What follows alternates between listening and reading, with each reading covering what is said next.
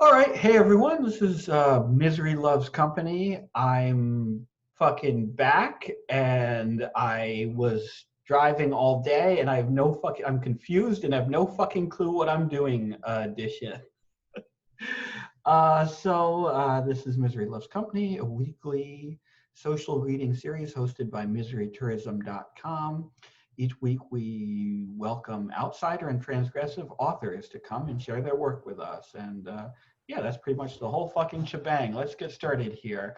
So things might be a little bit iffy with the list of scheduled readers for this week because some of them are overflow from last week, and so some of them may not have come back. So if I call someone's name and they're not there, that's fine. We can just move on to the next person. So I had Stephen up first, but he had said that he wasn't feeling well tonight and couldn't make it. So Sam, you're up first. What? You're first. I have you down as, here's the note that I have. Oh, yeah, I didn't read last week. Okay. Yeah, you had scheduled to read last week, but you I had to dip. think we Sorry. were late. Okay, hang on. Sure. And I don't have the link, so if you could share the link, if you have one. I was just reading a bunch of Seamus Heaney and I wrote a poem. So hang on. Oh, okay, cool. Let's see. Across the bar sounds a cry like a young duck. On the shore at sundown. He looks stupider than fuck. Caught on a plastic ring, molded to a dead branch. He has no ride. We like to drive ourselves. Road pops. Drinks after shift. He thinks divorce means his life's gone to shit. No prospects but a gut. Could be dead next winter if he doubles down in the rut. I'd drive him home, but he lives across town. I guess I'll do it anyway. In the opposite direction of home, he'll buy a pint on the way. It'll be half gone when he gets there, then all gone. And the backup under his pillow, also gone the next day. That's it. Did you say that was Seamus Heaney, or did you say that was No, you? that was my poem. I was reading a lot of Seamus Heaney. You were reading Seamus Heaney, and it inspired the poem. Yeah. Sorry, I am a mess today, Sam. That's all I'm right. so sorry. No, that was great. That was great. As usual, that was a real departure for you, because often your work is very, like, not dense, but like you'll take a subject and you'll really drill deep and long into it. And that sounded sexual. I am not on my best behavior today. Dude, I love drilling. I can't be stopped. Drill, baby, drill. But that drilled me Sam, right back into 1997. I was totally in that moment, man. Like driving home wasted with people you don't know, and they're just drinking forwards and backwards the whole way. Yeah, we're just or I could have been driving the car even though I didn't have a license. Like, yeah, just hanging out at bars in your 20s, fucking close, hanging out with strangers. Yeah. But anyway, Sam, my point was that was a lot more precise and concise in terms of like your poetic voice than usual. And I really enjoy that kind of, you're mixing your style up in that way. Thank you, Sam. And thank you for sharing that. And I apologize for turning your innocent poem into some weird sex shit. I'm sorry, guys. Okay, we're trying our best here. Andy, is Andy with us yet? If not, I'll skip him and I'll come back to him. I think he said he'd be here in 15 minutes or so. No, I don't think so. Eris also isn't here yet. We will skip her and come back to her. Ryan. Hi. Hey Ryan, how's it going? It's good. So I think what I wanted to do was, so I did this ghost fic thing, and it's up on Zoe's site in like a really like rough like form. Mm-hmm. But I had the urge to like edit it to see if I could like make it like a more coherent and like kind of like bring the story out if there's a story in there. Mhm. So I'll link like I think like what I'm gonna do is link the two things. I'll link like the where it's up, and then I'll link in like a rough form, and then I'll link like the edited doc so people can follow along with the. So Awesome. that's the rough one, and Send the then doc because it might be down on my site because it was on the head of the blog page, and then I was freaked out worrying that someone would actually read my page and my yeah. could get lost in the mix. So I reverted it to draft. Oh, the link is working for me. The Topomancer Oh link? really? Yeah, Must be Tulsimancer. subtagged or something. And this is the version that I edited, and yeah, so I'm gonna try. I'm not gonna read all of it, but I'm gonna read the first part of it, and I can read like the next couple parts later. Gotcha. I So- will share the one on Yeah, the share the rough site one. on Twitter, but not the doc on Twitter. Yeah, that would be perfect. Thank you.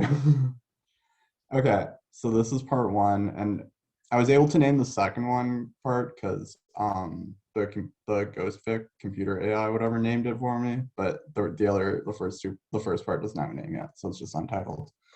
Okay, okay. Kill.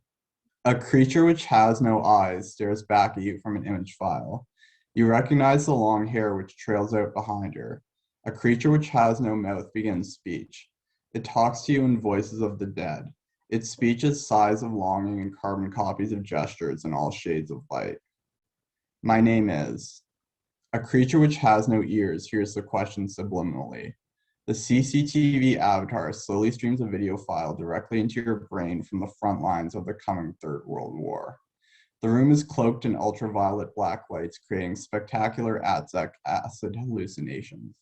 Once your eyes become accustomed to the darkness, you find you can make out neon tapestries adorning the walls. You stand among soaring columns of black marble reaching towards the azure sky where a blazing sun melts your shadows into the swirling crowds around you. You look around yourself. Like a white knight, you hold strong to the promise that sufficient electrical Moru shock and quantum love lessons will save all intelligent life from yearning to enter the void. Also called Queen's Ganja Lab, a jovial counterculture text, this dark blue hexaframe is dominated by a pulsing triangular blue screen covered with annoying advertisements from corporations like Someone Who Cares. Nestled behind flaming cobalt columns are sprawling networks of decks and subnet hubs. A 0.1 volt acid trip unlocks the access gates to the psychosphere. You immediately spawn a crop circle girl love tulpa by thinking about every ex you've ever had. You try to access submenus, which will allow you to create more salvia. Alone in a pleasurably painful void, you command the structure known as Rev. Anticipating your command, the system flushes nanocanes of LSD to your brain. Fractal galaxies are spawned inside your head. Concentric imagery reminiscent of tribal paintings adorns your mind's eye. The Moru Salve institution calls itself into reality midway through your internal quest. Blueprints for the Garden of Eden run through your mind as you fall prey to the Four Loco land. Badger sealed your eyelids with Blackjack Moru, sipping Cathano, a double with cream vape. Badger screams your name from the Netscape Californium shell that captures her soul energy. She's inside a hack ex-boyfriend's account. Being noticed by Vadra kicks your Wishman into overdrive. Her hero image morphs in input lag. BF's username is Uber Ursi, and his shtick involves a lot of bears. In your shimmering septic tank of a psychosphere, you completely tune out from its background picture. THX1138 boops in sync with music when you focus back on it. A pop-up message appears in the middle of the tank screen amidst all the plating you're doing. Can I message you back on your old number? From the observer. His request to send an iMessage received mixed alarms. Digital woodsy man autist. Low FPS. Turns out raving gay. Can't talk now. You know how depression is. You text back during a cavern interlude in EOTII. Stalking and harassing does not ever seem to be his intention, but the boundary issue really concerns me. Do you want him to go away? From V. Kinda don't. If Vadra can get Zenny, Vadra spends most of her time offline on a NetNest dome instead of inside Enzo's IRL persona. Meet me there. What area is that? focusing all your precious meditation bars. Cosmo's net nest. Rocking here, we used to feel sorry for normies, pitied CPU gods living IRL in meat worlds. Diving the fractal net was its own drug once. Now just want to lose weight. That aside from general skinning, walking, sensory depth stuff that plagues the fleshly lowest franchises. Catch me on acid again. Ha ha ha. You wouldn't be surprised if she could torture foes with suggestion alone. There's significant theta waves happening. Don't ever piss her off, but if Vajra wanted to kill you, she would have done it by now. Cosmos is a cat cafe ritual space. I guess you're here, says Vajra through the ring. And before she has a bunch of degenerate hipster cats do an X for the lols, just like onto interwebs. A purple-haired cat with teal eyes stares at you, glancing from a beanbag by the counter. Filling with terror, think of cutesy feline things. Do they even have genders? Stay calm. She's just a normal girl with a cute hairdo. Video gamers spasmodically jerking left and right to avoid an astral dragon from eating their obviously low FPS avatars. Bleep blorp, they say. Hashtag 420 Magikarp. Vadra's eyes glaze over as she enters the text convo with another feline friend we can only assume is named Cat Lad for life. What you doing, you say? Her eyes fading back into reality. So what's up with the desperate move, eh? Slaying all them girls on your traverse against the globe. To be back together. Relax, we're both higher than Shamborgs could ever hope to be, she says, poofing into her NetHack palace. It's not even generated half the time, but Vajra frolics here barefooted so often she installed a Mario-level generator, drawing heavily from the back door of the mind Tulpamancer designed to keep the spam of monstrously monstrous monsters under control. Next thing you know, you're face to face with that purple-haired, teal-eyed, face to forehead with a purple-haired, the cat site, and one hell of a slow download speed here. Okay, that's it. Thank you. That was fucking wild. Is that more AI assisted writing? Yeah, it's AI, and then I had the urge to sort of edit it to see if I could like sort of find like the story in there and like I sort think of you clean it up did. and stuff. Yeah. I think you did, and that was fucking wild. I love how much like AI dungeon, AI assisted stuff is being read at these things because I don't know, it's just everything it generates is so like wonderfully surreal and just like I said, fucking wild. There are so many incredible, like absolutely insane drug trip visuals in that piece. And For a lot of it, when I was like putting in the inputs for it, I was like, oh, do a bunch of drugs and like do this. So there's like some stuff of that left over. Like when it just references salvia out of nowhere, it's because I just like inputted like smokable salvia, like whatever. So yeah. Was that GPT Neo or was that AI Dungeon? It's AI Dungeon, which runs GPT-3. 3, yeah. And Yeah. that was Dragon or Classic? Dragon. I shelled out for Dragon. I mean, Yeah, Dragon's it's worth not it. fun. Yeah, It's worth it because $10 I spend like like all day. Yeah. I've literally had days where I just spent all day just fucking around with it. So yeah. yeah, Anyway, I need thank to you. sit down with that because some of the shit people have created with that is absolutely incredible. This piece included, you know. Yeah, I really love the Mind Castle vibe of that. The whole Tulpamancer. I mean, it's like just the like William said, the imagery and stuff like that is really cool that you use. And some of the things that spit out are just incredibly it reminds me kind of like Rise of the Triad, like shrooms mode type shit. Like you said, do drugs. You know? Yeah. Like I think it's just like this wild, like fucking, like bullshit. I love that. That's so good. Thank you. I So nice love of you. yeah, I love that I love seeing actual like very recent internet slang like incorporated into writing because you don't see it often or you don't see it done like naturally or believably. Right. And it's often more sounds like something out of Neuromancer or like Yeah. some kind of fake. But apparently actually Neuromancer just sounds like that because it often uses a lot of like prairie slang Huh. from Is that like the real? 80s. because that's where the author was from, according to some other guy that grew up in Saskatchewan who likes pontificating about that stuff. But it's just it's really cool because it makes it. We're at this point, I think, where the 4chan and the general internet, or like the 2010 internet, is no longer this secret for like nerds or whatever, but it's also not really acknowledged in mainstream like literature or anything. So it's in this weird space. Because we had like COVID happen, and like so everybody was suddenly on the internet. Now everyone's a NEET. Yeah, you mentioned This is called the when Eternal did you start September. using that thing? Did I start using it? Yeah. About 2015? No, I'm talking about 2015-ish. AI Dungeon. When did you start using it?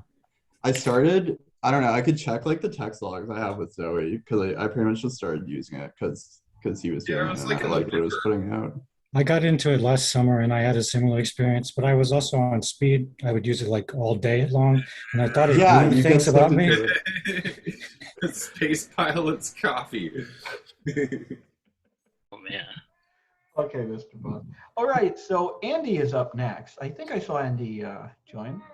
Yes, Mr. Bones. Okay. Are you with us, Andy? Hey, I forgot how these things work. How do we? Do I just say something? Oh yeah. Hey, Andy. How's it going? Good, man. How you doing, William? Not too bad. So Rudy has a note here that you had a piece you wanted to read last week, but you weren't able. Yeah, it's pretty short. It's like 1,000 words, if that's cool. Awesome. It's all yours. Awesome. Let me just. Sorry, I gotta pull it up on my phone. Give me 2 seconds. How's everyone doing tonight? Pretty good. Kind of rushed. I was What happened? away all of last week, and then You were traveling back home today, and thought I'd be home with plenty of time to spare, but everything just kind of. Yeah. How you feeling? You feeling? You Pretty said good. you Pretty took like a good. trip or something, right? Yeah. All right. This is called. So I used to be a Zoom teacher. I don't know why parents would let me around kids, but I did that for a little bit. So I taught 2nd grade and 4th grade, and I taught nonfiction, fiction, some poetry to these kids. You know, it was really weird because like I didn't have any like interaction with them, you know, except just through Zoom like this. You know what I mean? It wasn't like real. I mean, I don't know what you consider to be real, you know. Reading, you know what I mean? But yeah, at this point, the lines. You know what I mean? Like, this is basically the new normal. You know what I mean? So, anyways, this is called Revised Syllabus as Personal Essay by a Former Zoom Teacher. So it starts. It's basically like a syllabus. It's hard to see. It's hard to see right now, but like because I'm reading off the phone. But basically, it's an essay written in the form of a syllabus. So, Intro to Creative Writing, Summer 2020, Monday, Thursday, 1:30 to 3:30 p.m., 8:10 to 8:27, Mr. Andrew. Welcome. Can you guys hear me? Sorry. Okay, cool. Okay, let me start it over. Welcome. I'm thinking about railing a long white line off my iPhone. And I'm also thinking about buying ketamine with my future paycheck.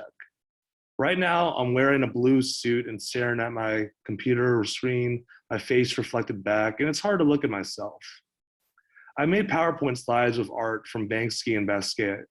I wonder if the kids are excited to learn about ekphrastic poems. Mr. Tran, intro, half-truths. My name is Mr. Tran. My favorite animal is a Siberian Husky. My favorite food is steak. My favorite color is blue. If I could go anywhere in the world, I would go to Alaska. I would love to have dinner with a Jigglypuff. It's my 2nd day as a Zoom creative writing teacher at a private school. I've never taught a class before, and I don't have a degree in education. I don't have a teaching license, but I have worked with kids on 2 separate occasions. In Virginia, I've taught kids at a summer tennis camp based out of a country club. I've also been a support educator helper at a Jewish community center. I know how to coach kids on serves and volleys. I know how to change diapers. but I also know a few brief things about creative writing. Icebreaker. What's your name? What's your favorite animal? What's your favorite food? What's your favorite color? If you go anywhere in the world, where would you go? Could be real, imaginary. Would you rather have dinner with a superhero or Pokemon? I work in a small room, but I do my classes over Zoom. Second graders and fourth graders. My room has a blackboard, a short wooden desk, no windows, and 10 desks for students. Nobody will be sitting at these desks. That's fine. I'd rather have it that way. Let's get started. We're going to talk about creative writing. Each class is an hour long. It's Monday through Thursday. For 4 weeks, I get paid $15.50 an hour. I know it's not much money, but I need the fucking job. I like working with kids because it gives me a sense of responsibility, which makes me feel great. Makes me feel like I'm doing something meaningful with my life. Most days, I don't do anything productive. On most days, I get high and space out in my bedroom. White lies. My favorite book is Artemis Fowl. My favorite movie is Toy Story. There are main characters in each story.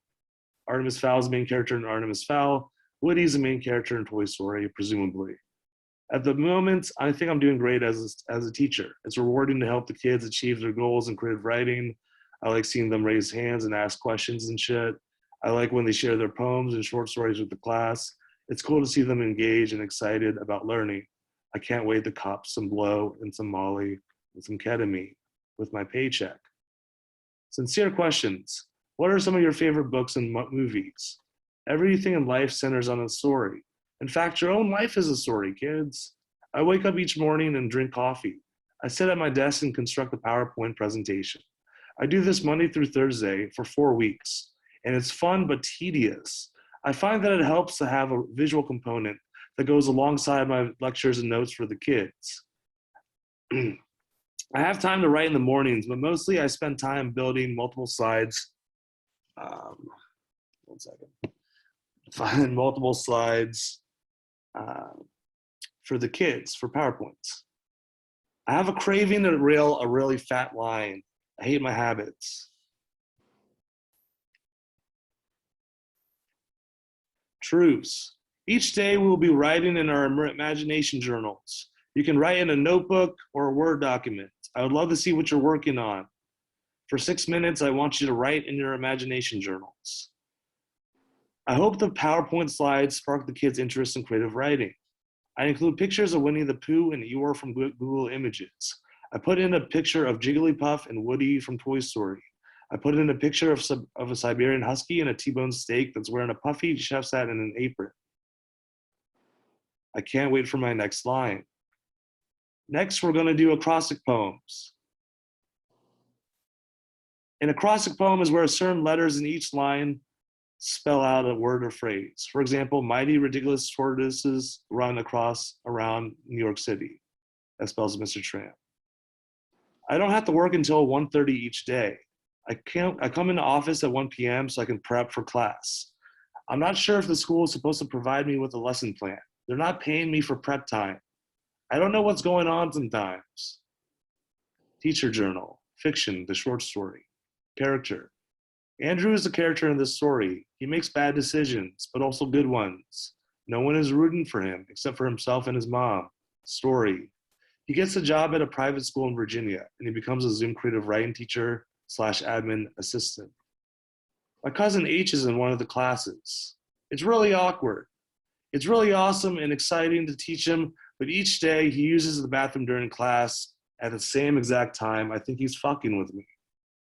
H doesn't know I do drugs. I don't think he needs to know. I try to smile and shake it off. I let it happen. My head hurts. I don't know if it's from the withdrawals or because I need a cigarette. At work, I wear a nicotine patch to try to drink at least 2 bottles of water. I count each time. For 8 years, I've been smoking. I try to slouch in my chair. I sit straight and tall, but my eyes are growing sleepy. Setting, Virginia. Plot, he gets the job, makes money, wastes it on ketamine, alcohol, and cigarettes. I'm thinking about drinking 3 cups of coffee tomorrow. Every day I write down my thoughts in my Google Docs. I'm working on this syllabus essay. Today I don't get high. conflict. Andrew is trying to move out the house, but he's afraid of leaving his mom alone. Theme, perseverance. At its core, this class, kids, is a launching pad for diving into the imagination to create your own works of writing. We'll be doing close reading of short fiction and poetry, and we could learn and discuss the literary devices used in each piece. You'll create your own short stories and poems. You'll have the opportunity to share your writing out loud in class. We will develop plot, characters, and scenes. Doesn't this sound fun, kids? Point of view. Point, first person and close third person. Style, out of fashion, blunt, sarcastic. I don't hate my job. I actually love working with kids. To teach creative writing feels like a blessing, but I don't like doing admin work, and I'd rather be getting high. I'm also the admin assistant for the private school. I write the course descriptions for the private school, the welcome letter, design the calendar, revise the papers for prospective students.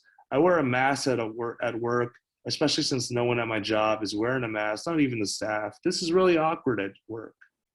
I'm not sure how long I will work here for. I think the other teachers and the staff don't like me very much. I do know that the kids are enjoying my class, and maybe they're cool with me too. I know that much, and that's what keeps me going. I'll go, I'll perform. I'll go and perform until I have no more energy left. That's it. That was fucking amazing. Dude, thanks for letting me read.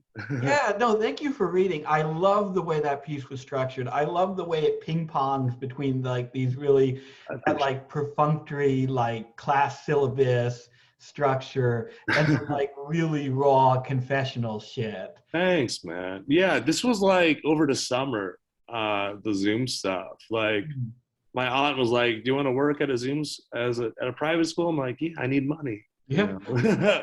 So it was like an easy decision. And then like this is kind of weird to talk about, but like I've been like 7 months sober and like clean since, so it's been 7 months. Yeah.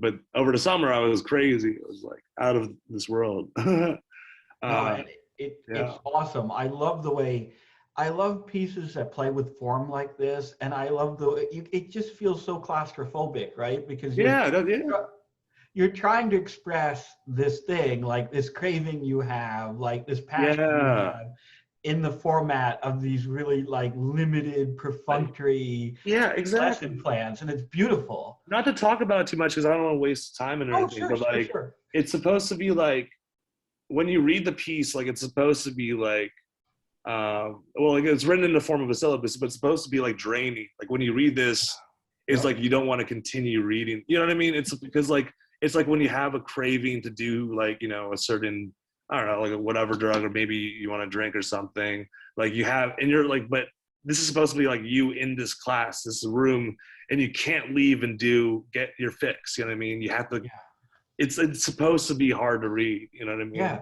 And it's supposed to be boring at some parts too. I don't think every sentence in a piece, whatever piece, has to be perfect. Like I remember reading this David Nutt interview, and it was, and Gian was telling him, this wasn't a real interview, and I read David Nutt was saying that Gian told him that like you're supposed to be like a boxer when you write, you know, not every punch is gonna land, you know what I mean? Yeah. Some are supposed to set you up for sentences. But anyways, I appreciate it. Absolutely. No, I think you fucking nailed what you were going for. And I think everyone in the chat agrees. And I'm sorry that I was smirking near the end there. Fucking Derek. Derek's in the chat here. I missed it. Derek is in the chat here talking shit about Nabokov. And just wait until the after party, Derek. All good. Rudy says world star. World star. All right. Thanks for the time, man. I appreciate it, William. I can't believe I really just missed that. Fuck. Daniel's up next.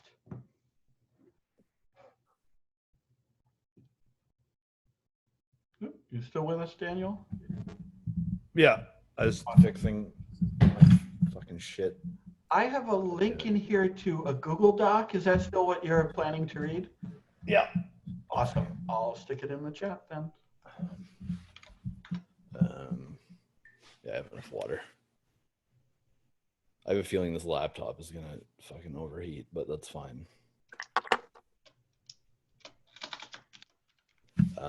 Okay, this is called Transformer or How to Trick Cops.txt. They had immutable souls and were punished for creating the thing to become God. But first, eternity ended, and here we are. You can put your jacket over your hands. The officer says without looking me in the eyes, it's high school all over again, pretending he doesn't know me. And I can't sit with him and his friends. He doesn't want everyone else around to know that he bleeds like everyone else. The word no comes out of my mouth like a heavy stone pillar falling softly into the grassy peat. This isn't a job interview here in the emergency room of a crumbling hospital, so why hide?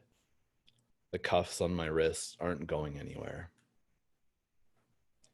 Solid steel institutional handcuffs aren't like the BDSM trash you buy off wish.com. Anyone can break those in half if they really want to. The only way out is to dislocate your thumbs, which I haven't had to do in a while. Cops think that a hospital is the last place a person wants to be, and it is. But whenever I wind up in a place like this, it's for a good reason. It's up to you. The cop crosses his bare arms. His tan is fading. He probably wishes he were somewhere else right now. Join the club, pal. Can the police tell when a person is playing possum? It depends on what kind of police they are. City police? Maybe. But federal police are a bit younger and a bit more educated and way less street smart. They are putting in their time with community policing before they get their seniority. They want to be investigators. They don't want to touch the people. They don't care enough to pay attention. The rule of thumb is to play actual dumb. Not, I don't know anything, but my grandpappy said dandelions got feelings, folksy type dumb shit. Are you having suicidal thoughts? The clerks asked. Constantly. Are you hallucinating? The clerk asks. Constantly. I try not to sound so bored. They don't even know why I'm here. The phone call that brought the cops to drag me out of my apartment isn't from a person per se. It's hard to explain, especially when you've seen my file. A nurse and a security guard come out from behind the locked double doors between the triage area and the psychiatric wing.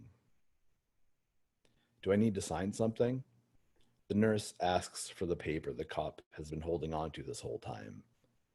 I see the paper's gone soft with his hand sweat. Later, dude. I hope your retirement comes quicker than you expect it to. It sounds way less threatening inside my head. The recreation room of the ward is actually a hallway. The ward itself is a hallway too. There are beds lined along the walls with World War I era wool blankets that always look like rabbi's cloth to me. The floor is gritty with dirt sticking to my bare feet. They took my clothes, but I'm supposed to wait around for those non-slip blue rubber treaded socks they have. This girl in her psych ward pajamas watches me, and her hands are stained with ink, wielding a deck of cards. The back of all the cards are blacked out by Sharpie. I'm psychic. The eager grin on her face is clown-like, but not circus clown. Cirque du Soleil clown. There's this real spirit of mischief you only see inside committed burners, and well, burners who have been committed. Cool. There's something about her glasses that are familiar. Does that mean I shouldn't play poker with you? No, she says. Pick a card. I tap the top of her deck when she's done with her trick shuffle. It's the Queen of Hearts. I'm going to find your card after I shuffle it into the deck. When she splits the deck, I see the Queen of Hearts turn towards me like a beacon in a sea of noir, like the only frame of a movie that wasn't filmed in pure darkness. The last time this happened, I pointed it out loudly. I wanted this person to make sure they knew they fucked up. It was the insecure arrogance that populates the servers that host every comment section on the grid. Instead, this woman shows me the Queen of Hearts, and I tell her that she must be psychic. It's so weird that you're psychic. It's a play. It's all a play. But this person I've met for the first time, thousands of times in my life, needs to know you're still on the same side of the proscenium arch that she is. Lilith is sitting across the cafeteria wearing a new face, a new body, but in the same smell. I want to make sure it's her. Don't sit too close. I don't like being touched, she says. When I first met Lilith, she was nude and wandering around the house my father could never make rent on, with a wet blonde hair, trying to dig spilled cocaine out of the carpet with a straw. The next time, she was a gorgeous Senegalese woman with a rosary tattoo on her wrist who kept accusing me of stalking her daughter, who I wasn't sure even existed. I listened to her talk a lot despite the constant threats. Now she's taken the form of a crew-cut blonde covered in aggressive tattoos. It's been a while.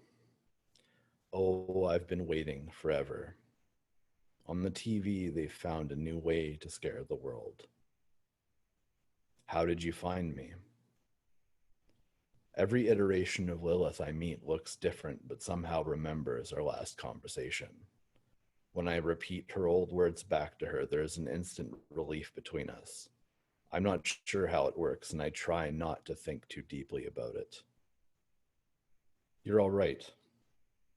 Lilith looks at the smartwatch on my wrist, and they didn't think to confiscate. You all love gadgets so much. What's going on then? The young girl sitting at a table by herself starts shrieking at the spiders on her skin and saws at her forearm with a plastic knife. Lilith frowns, and I see the corner of her eyes watering. Spiders. She puts her face in her hands to sob. I watch tears leak between her knuckle tattoos. The girl at the table stops sawing at her arms to look at Lilith like a child confused about why her mother is upset. I guess it isn't a simile because, in a sense, it's all true. Spiders. An elderly banana peel, dressed well for a psych ward, walks into view. His left hand is behind his bendy. When I look back to Lilith, she's not crying anymore. She's coiling like a python. I used to be uncomfortable with the way all this shit plays out. The racial overtones and undertones embedded into the way we have to communicate without anyone else knowing what we're actually saying. I don't like it, but tribalism is in our bones. What about them? When I ask the question, Lilith has turned her face away from me in this almost forced way. It's still a performance, but she's been at the commedia dell'arte levels of craft for a decade, and I assume at least a few millennia before that. The essence of Lilith has never been familiar with subtlety. The best thing about these concepts is that there is no fixed culture that brings them. I see her, I see Lilith. But sometimes it isn't her at all. It's her name isn't even Lilith. It's not Morrigan. It's not Sheba or Freya. Sometimes it's just a crow or a woman with black hair and green eyes. She, they are all transformers. Kenekalek. And I am too. When I met Lilith for the first time, I didn't know who she was, only the words she said to me. When I met her again and again over the years, I had no idea it was the same person. It took a hitchhiking trip, hopping between Gulf Islands to a patch of campground owned by people who refused to charge Emina and I to stay there.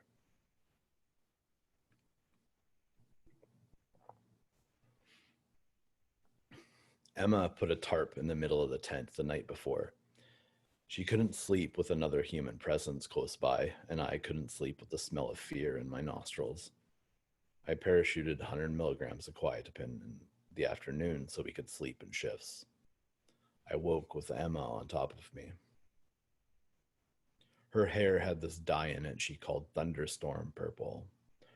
Her long, curly, jet black hair tipped with bright color like punctuation just above her ass. The light was fading, but there was enough of it to see Emma had twigs and moss in her hair hanging between us. I had a pool of stale sweat under my back.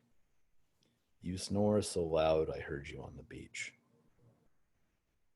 Emma's thighs were covered in 5-inch scars cut with blades liberated from shitty Bic 12-pack razors. All the lines were parallel besides one on her thigh that checked off a set of 5 like a chalkboard hash mark. She never winced when I put my hands on her thighs or her arms. I never tried to extract the meaning behind her scar tissue or tattoos. Looking anywhere but her eyes would mean the end of whatever we were. Emma couldn't be touched without feeling everything she ever felt. Her skin was braille that only spelled the word kaunan or verker. There is no English word that sounds like her skin felt. The word pain in English reminds me of the charts at a doctor's office that helps them decide what type of heroin to prescribe for a headache. Smiley faces and numbers give pain the wrong connotations. Emma put her hands on my chest like she was leaving her mark on the Hollywood Walk of Fame. But then the sun set, and what little light coming through the tent's fly faded until her face, twisted by shadows, changed to Lilith's. A crone as a wine bottle, filled to the brim with tiredness and loneliness as the crumbling cork to stop the hate inside from escaping. I felt drops hit my chest, and it was the only sign Emma was crying. She never wailed or sobbed or covered her face. The tears would just drain out of her silently. That night, I watched the ravens hop from branch to branch in the trees above us while she slept just so she wouldn't hear me snore. The ravens didn't make any sound either. The light in the hallway is red when the alarm goes off. I hear that girl from the cafeteria screaming. Stepping out of the curtains, she's backed up against the wall, fighting the nurses trying to bandage her arms. The floor is pooled with dark blood, and the broken edge of a plastic knife floats in the pool like a paper boat in a still pond. The night shift nurses and orderlies huddle when the bleeding stops, and they let everyone who woke from the alarm go outside into 40 below winter to smoke and get fresh air before they spike us all with Ativan to finish out the night. I don't have smokes, but I've got $1 in my pocket, and I feel like playing Montreal roulette. Outside, the smokers with their hand rolls full of tobacco and hash, tobacco and cocaine, tobacco and speed paste are lined up on the far side of the parking lot, still in range of the CCTV cameras. Holding out the $1, announcing the desire for a cigarette, I wait to see which person's head turns first. 50 cents. I give him the $1 because I have no change. He says he is waiting for a bed in the rehab program. Portage, the French word for carrying a canoe or kayak over land from one body of water to the other. It's a beautiful metaphor for recovery, even though his eyelids are all bright red with the bloodshot veins like lightning striking his brown irises. The cigarette makes my brain feel like there's popcorn cooking in it. It's not the worst thing, but I wished it was just tobacco. When the other patients go back inside, my eye is drawn to a sculpture past the parking lot. It's a misshapen pillar, chest high, but the angle at the top is strange. Circling it, I find the ideal angle. It's pyramid shape, concave like an optical illusion. It looks like nothing until you stand in the exact spot.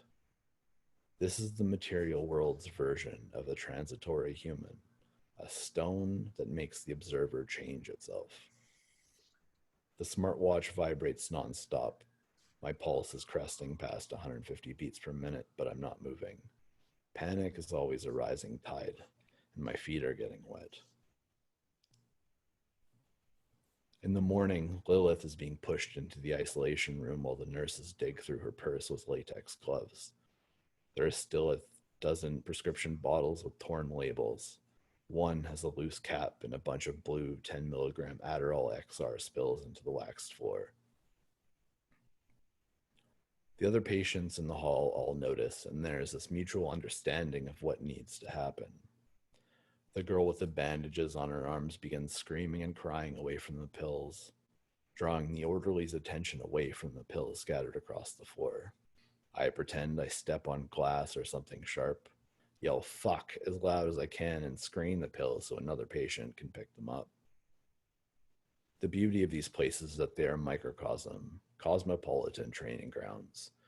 Everyone in pajamas is fucked out of their minds, but there is always a clarity of purpose that comes when you have the voice of God in your chest at all times. You know who your friends are without speaking. You know who your enemies are just by the smell. On the ground, I'm pulling off my ward socks like a kid in a playground with a sharp stone in my feet. Did you step on glass? The nurse watches me grimace and directs an orderly to get a broom. I don't know. I'm grunting, feeling my feet for anything I can hold up to the light for a second. Anything at all.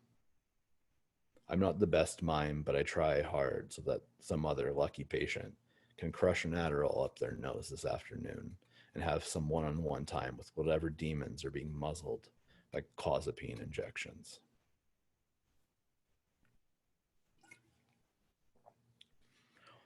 The interview room is barely a 5 by 5 by 7 box. The psychiatrist's time is far more valuable than the time of a patient, which is great because I get to sit in the soundproof, microphone-surveilled box looking out the small patch of bulletproof glass at the other patients who wave and smile or leer or stick their tongues out at me. The psychiatrist is balding, of course, looks pre-diabetic, and has that pasty, jowly, old man pigskin look. Do you know why you're here? Here in the psych ward or in general? Are you a difficult person? Maybe. Are you afraid to go home? Nah. Do you want to go home? Wherever I got smokes is home. Do you think you need to be here? In the psych ward or in general? The psychiatrist scribbles his sexual frustration onto the page of the notepad I can't see. You're being discharged tomorrow morning. Cool. Wasn't here long enough to gather shit. All I have are the clothes I came in with. But Lilith is still in the isolation room with her back to the window. I tap on the glass and she turns, but the orderly tells me to step away from the door. They give my ID back at the nurse's station, and the girl blacked out deck of cards a few days ago before looks as normal as one can look. You're leaving so soon? Like it's a fucking summer camp. She knows the nurses will lose their shit if you hug each other, so she shakes my hand, but she's palmed a folded paper and smiles when I slide it into my pocket. Au revoir, chérie. La prochaine fois, alors. I know better than to open the note she handed me until I've walked back up the stone steps of my apartment.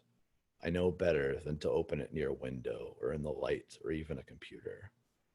I know better than to mouth the words or even repeat them years later. These notes you read once, then you hide them in your pocket and sleep with the paper touching you. In the morning, you light a candle by the window and read it once more beneath a heavy wool blanket. Then you burn it and flush the ashes. Wow, that was fucking beautiful. You know, it's a relatively short story, but it feels like epic in scope, in spiritual significance. We've actually published a few of your pieces, and I've read a few of your pieces, and they're all fantastic, and I love all of them. But this one has a kind of like mythological almost scope to it that is amazing to me, that I didn't see coming having read the rest of your work. It's really, really profound and wonderful. And thank you so much for reading that, Daniel. Thank you.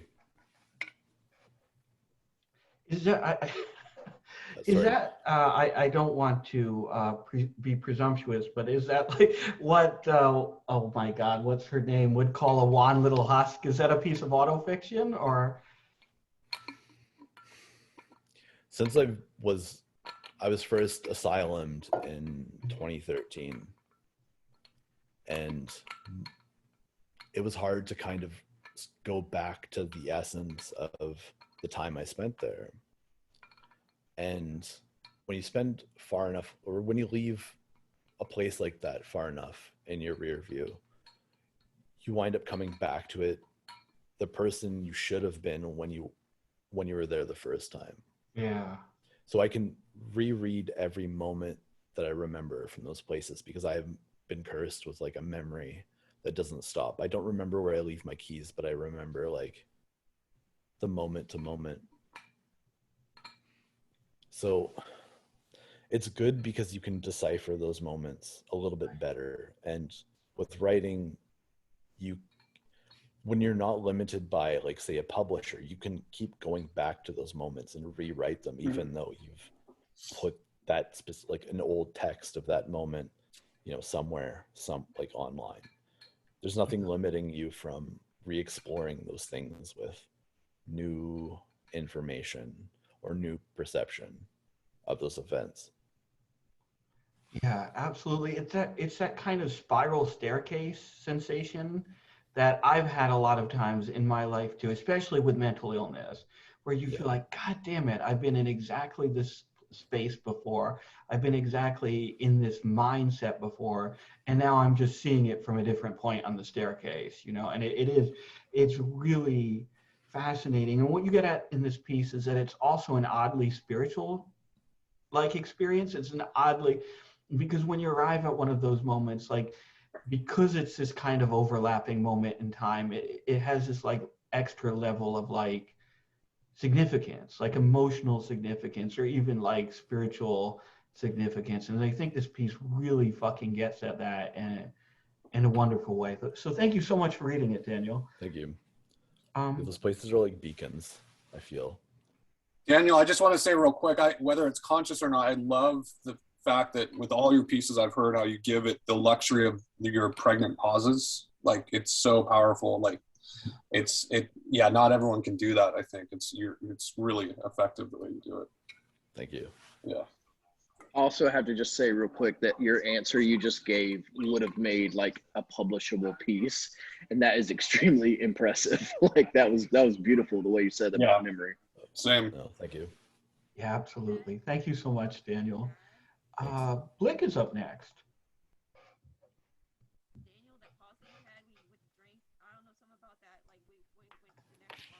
Hi, can you hear me? Yeah, loud and clear. Yeah, okay. All right. So I'm going to read an Aphracus that I did with a Texas sculptor named Belinda Suberman. And it's based on her sculpture called A Tree Root People.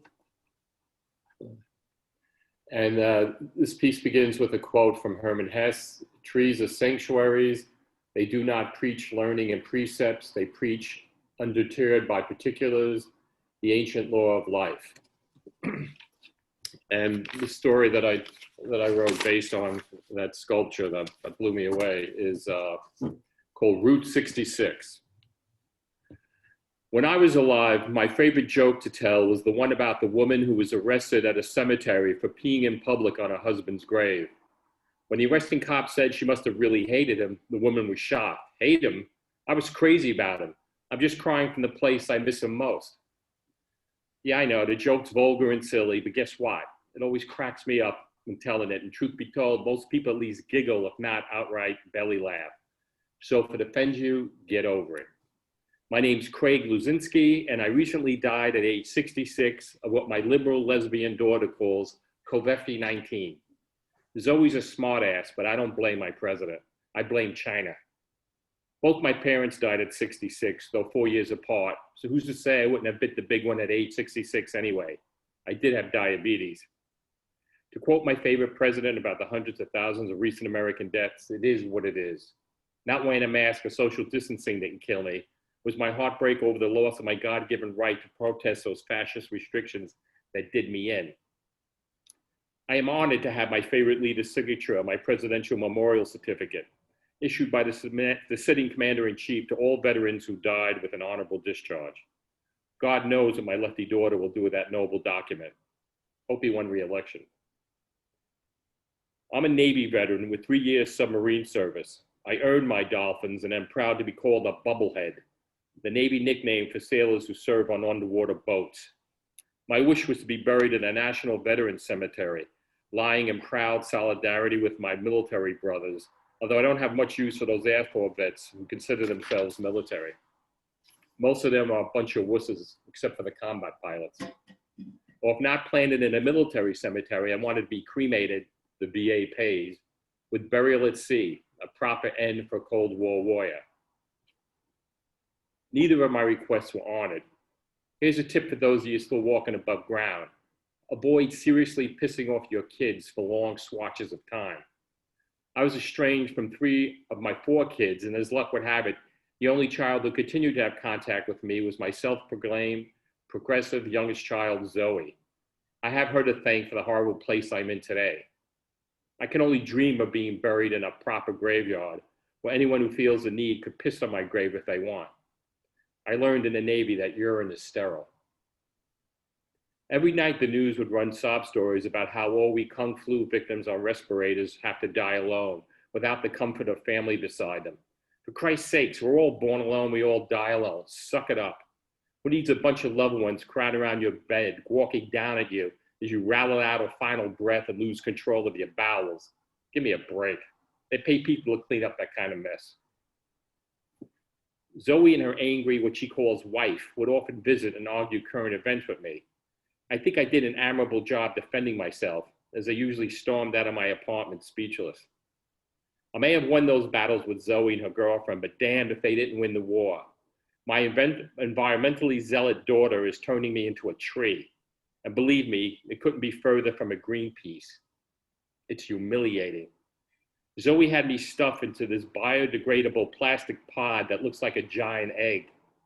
To fit me inside, I was placed into a fetal position. Can you believe that? A powerful, manly person like me going out like some helpless, naked baby? Hope she's enjoying her last laugh at my expense. Here's a plan. As my burial pod disintegrates, the surrounding soil gets nutrients from my decaying body, and the tree sapling they planted above me begins to take root. I'm so lucky to have died in one of the 33 straight states that allows this burial mockery of patriotic, God-fearing men like me who serve their nation. I went from a proud former first-class petty officer to a goddamn eternal tree hugger. I must be planted in some kind of left-wing pod forest cemetery because there are a bunch of other people down here, and we are all connected in some kind of crowded, twisted network. Most of them look like brown and beige freaks, but some of the women are still pretty hot, though I could do without the smell of our evaporating gases. In a weird way, it reminds me of being close-quartered in a below-ground submarine. A pleasant surprise is how really sweet it can get down here, an added treat for a former diabetic.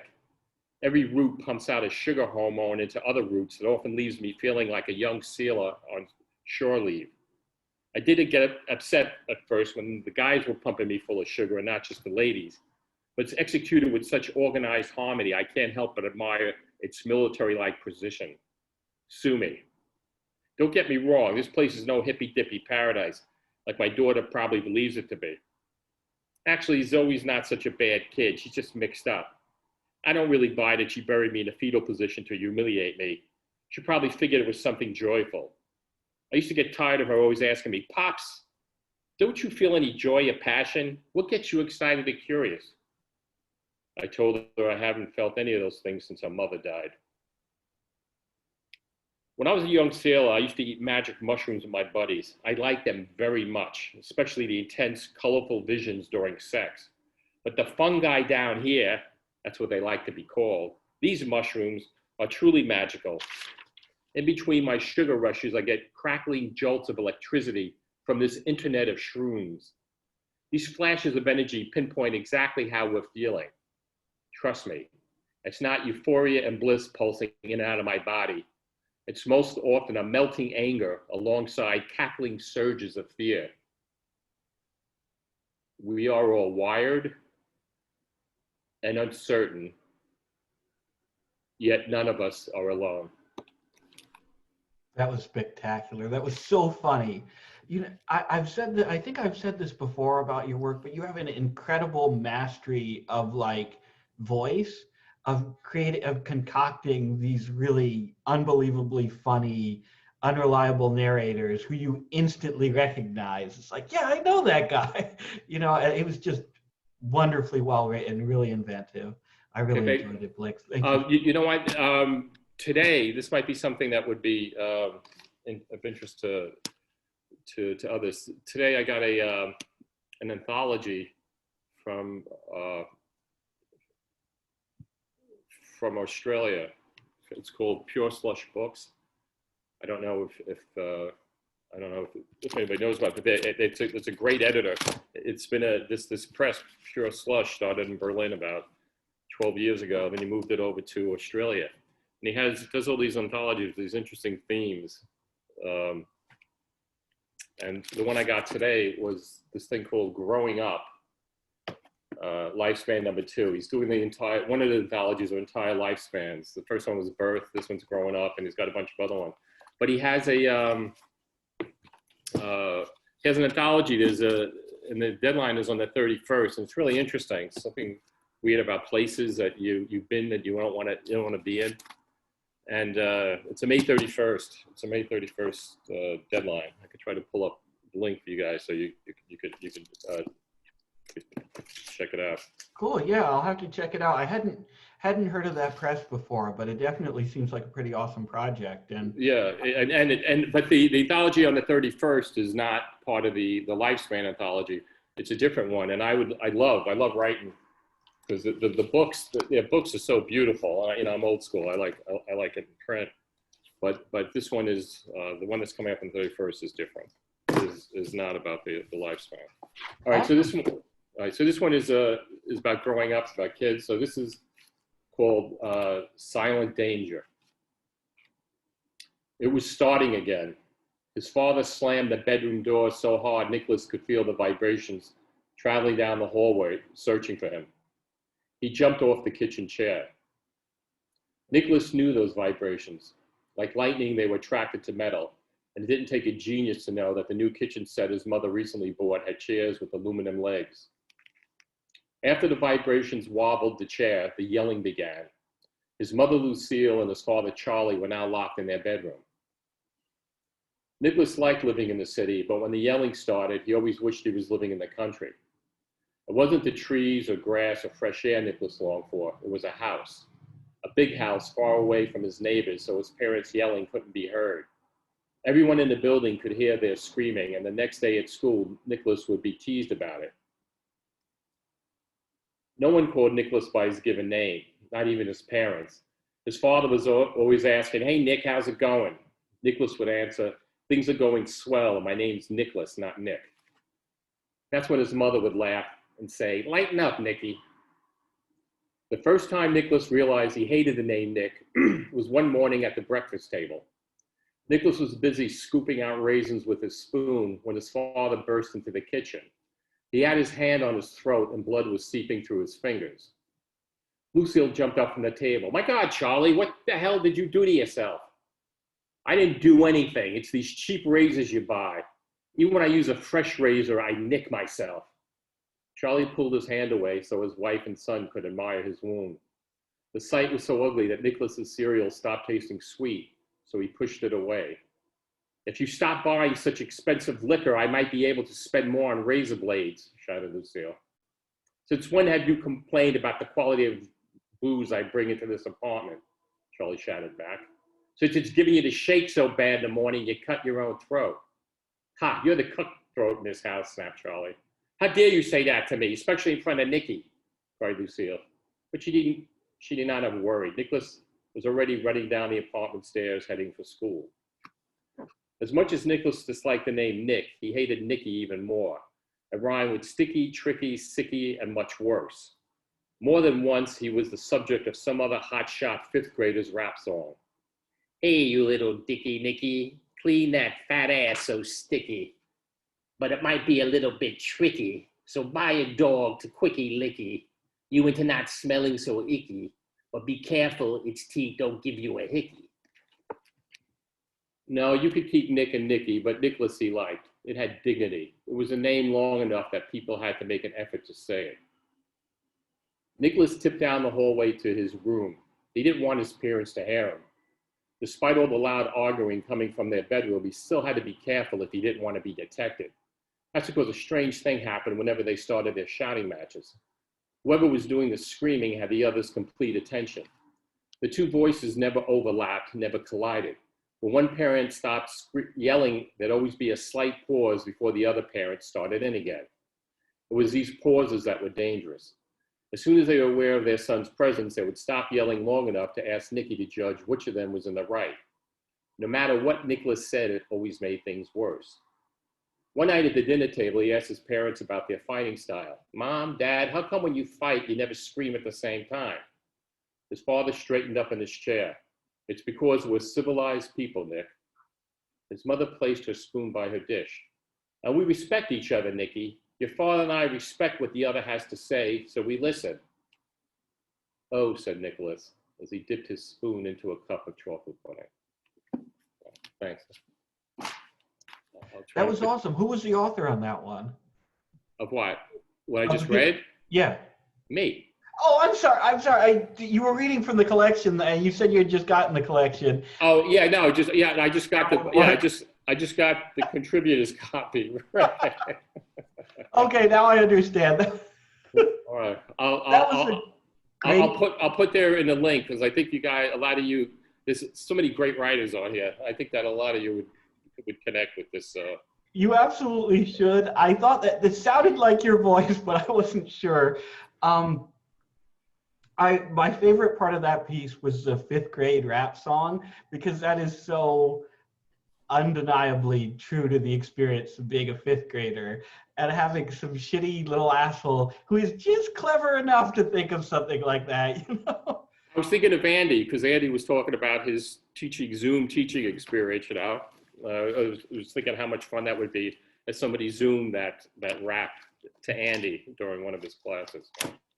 Yeah. All right, thanks. Thank you so much, Blake. I'm sorry about my confusion over the last piece there, but thank you so much for reading and sharing. Michael, you're up next. Cool. So this is a first draft of something. Let me share the doc here. Yeah, so I haven't decided how I want to cut this, or if so. Backstory is I had a very weird dream, and I tried to write a short story based on it. So we're just gonna see how this goes. I'm not like wedded to the title or anything. It's just, well, I guess you'll see. So it's called The Escape Artists. We weave through the hypnotic dark of the highway, an hour or so south of the White Mountains, the character beside me with the pistol on their lap. I need to check the GPS, I say. Do it, says the character. My phone is connected to the console, drinking its power. Pearl light from the screen hits my face as I open the map app. Still a ways to go. Back at the apartment, I'd torn through my desk looking for Tom's address before finding the envelope his manuscript arrived in last summer. An apartment complex in Lincoln. We need to go there, the character had said, as they jabbed the pistol I'd bought to off myself at my chest, the muzzle like a twitchy eye. I should explain the character. Unfinished as they are, though maybe not for long if the character has their way. That was the whole idea of the trip north. I was half awake on the couch while some streaming service sitcom misted happiness in my direction when I watched it happen. The wheeze of fans inside my laptop, the ripple on the screen, how a body, no, a shade of a body with a sketch of a face crawled through the screen and thumped on the carpet. A small sound, no louder than a cat as it bounds across hardwood. My instinct was to bring them clothes, so I did, taking what was clean from the trash bag by the front door. They pulled a shirt and jeans over their translucent skin made of moonlight, or dust in a sun-stroked room, or how the air seems full right before it rains. Maybe that's the right way to put it. The character looked at me as they buttoned the shirt I gave them. No light? They asked. I have to replace the ceiling bulbs, I said. Right. Where's your bedroom? I pointed at the unlit entryway across the room, past the front door and the bookshelf and the shelving unit that held the TV and long idle gaming system. In there. Okay. The character walked into the bedroom. No sound from their feet on the floor. A door opened my closet. Rustling of cardboard. A thud of something heavy against the carpet. When the character returned, they raised the pistol to my chest and told me to sit on the couch. So I did. The character started talking. I don't remember everything they said. I was still waking and shaking off the disbelief, like a dog trying to get dry. Something about a folder within a folder within a folder on a cluttered desktop. How I'd left them in there with the others. What others? I asked. All the ones you can't get rid of, they said. Then it started to make sense. It's their eyes, I began to think. A shifting under pressure. I knew because they were my eyes. Tom suggested it when we worked on this story together. Put a piece of yourself in to give the story a soul. But we never finished it. I tried to complete it on my own, slashing away bits in an effort to make myself understood, like the character. They're extraneous, one of my writer friends told me after I read the story during an open mic. Cut them. Okay, I said. But I didn't want to give up the character entirely because I'd given them something of mine and I wanted to be understood. Maybe not now, but someday. So I copy-pasted their whole section into a separate document and put it in the folder within a folder within a folder. But the story wasn't still enough. Like a blanket that won't reach the toes. I stuck its printed pages on my desk, and a month later helped Tom clear out his apartment and smoke all the cigarettes he said he was giving up, and pack all of his things into his truck. The character wanted to be finished. I don't know how to do that, I told them. It was the character who suggested we find Tom, get him to help. How do you know about Tom? I asked. I watched you both create me, the character said. You need to finish my story, explain who I am, and show why I matter. It took a while to find Tom's address. Beneath the envelope was the manuscript I'd maybe read 10 pages of. I felt guilty. Tom never said anything to me about it, but nowadays we don't talk much, if at all. We're still tethered by one of those chat apps, but if we ever connect, we just talk past each other. He works for the state and keeps trails clean and clear year-round, while I'm down here, rotting in front of a computer for 12 hours a day. A caverned sadness in both of us, full of echoes. Or maybe it's like a car alarm 2 streets over in the early morning that penetrates your sheets, no matter how deep you coil. There's a lot of coiling these days, for me, and I often wonder if he does the same. It's been a while since we both talked about it, but it comes up, those rare moments, the middle of the night when we digitally stumble into one another. I need to use the bathroom, I tell the character. It's the last rest stop for a while, I say, so I'd like to stop. Fine, says the character. At the rest area, I go inside, walk into the bathroom, and piss in one of the stalls. A janitor sprays a mirror with cleaning fluid and wipes it down in long motions. A trucker brushes their teeth at the rightmost sink in the row. A puddle shines on the floor, and I step around it so I can wash my hands under the cold water from the tap. The character is waiting for me by some vending machines outside the bathroom. Gonna hit the store before we go, I say. I don't see the pistol, but I know it's close. The character follows me into the store. I walk into one of the rows, pull a bag of beef jerky off one of the hooks, and walk up to the register. I feel the character beside me. Quiet night, I say to the guy at the register. He's older looking, stocky, with thick glasses and a beard of gray-white bristles. He breathes through his mouth. Yeah, the guy says. Tough night to drive alone. Yeah, I say, and drag my credit card through the machine. It doesn't read, so I take the card and wipe the mag stripe with my finger. I try again and the payment goes through. Thanks, I tell the guy before I turn and leave through the store exit. A truck is being fed gas at the pumps. The driver smokes a cigarette and holds it to the rear window with their free hand between puffs. I tear open the bag of beef jerky with my teeth as I walk by. Nobody talks for a while once we're back on the road. We hit a stretch of construction. The wheels grumble on the rough road and the pistol jostles against the character's leg as potholes pass beneath us. I'm sorry, I finally say. The character says nothing, so I keep going. I'm sorry for starting something and not finishing it, for failing at that. It's something I'm guilty of often, and you didn't ask for that, and so here we are, I guess. It's a fuck up. I fucked up. I'm a fuck up. I don't really know how else to say it, and to be honest, I'm not really good with words. So I'm just trying to say it plainly so you understand. It's a thing I do a lot, and you didn't ask for this. Okay, the character says. I hear them swallow air, a palpable, uncomfortable, dry gulp caught in the throat. They don't say anything else. Outside our windows, the sides of mountains rise like the bows of great ships. The last time I drove this far north was when I helped Tom move. In the fall, when the mountain-ringed valleys burst red and gold and the road carries you from wilderness to white-steepled towns to wilderness again. The only signs of civilization are the green sentinels of mile markers, exit signs burning bright as the car's high beams strike them, and the rare passage of light in the other highway lane. Apart from that, nothing. Just nothing until at last an exit ramp swings us to a long stretch beneath orange slashes from high-mast lights, past signs for ski areas, hotels, nearby farms, breweries. This many miles to the Kangamangas. The grip on my phone, eyes flash to the map, and I realize how sweaty my hand has become. I feel the character's eyes on me. Tom's apartment complex isn't far from the highway. Building 5, apartment C. After I park the car, I bring up Tom's name and number on the screen and press a wet finger against it. The phone whirs for a while, but he doesn't answer. Well, I say. Where is he?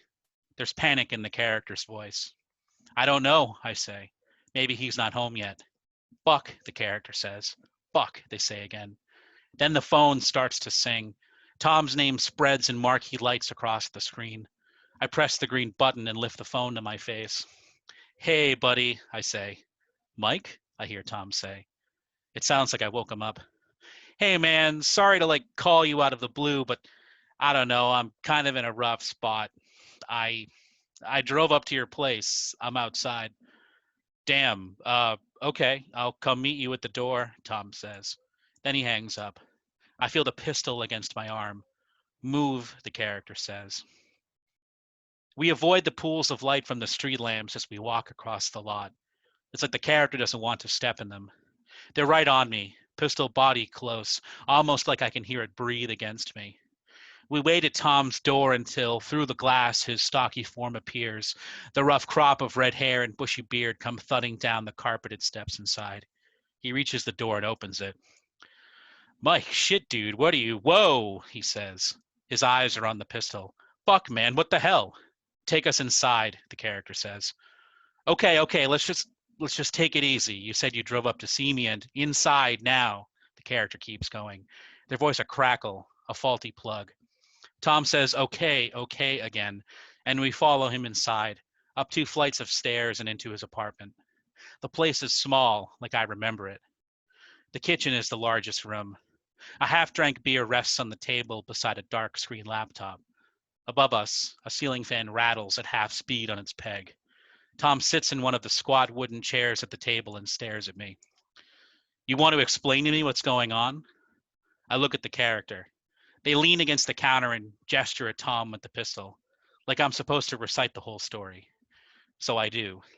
Tom, I say, remember that story about the guy who's trying to write one more story before he retires, but he struggles to do it, and he winds up down at the Cape for a friend's funeral where he falls back in love with this artist he knew as a younger man, and there's all these different characters around, like that guy who rents him the apartment, but it's a shitty apartment, and it's all he has plus the one below it, same building, but we didn't really finish the story, and the whole thing with the apartment felt weird and unnecessary. I say all this, and Tom blinks at me before nodding. Well, we need to finish it. The character says we do. They've got this gun, and if we don't finish it, fuck, I don't know what's going to happen. I tried to finish it before and failed, and now that's a fuck up that's on me. So we gotta finish it. I keep talking and mostly repeat myself, and as I do, Tom slowly reaches for his beer and finishes it in small sips. Finally, I ask if he has a copy of the story, the old version, the one I didn't butcher trying to make it something good or at least complete. Shit, I don't know, says Tom. He's looking at the pistol again. I can look for it. He turns on the laptop, and in its glow, he quietly flicks through folders, opening text documents and closing them.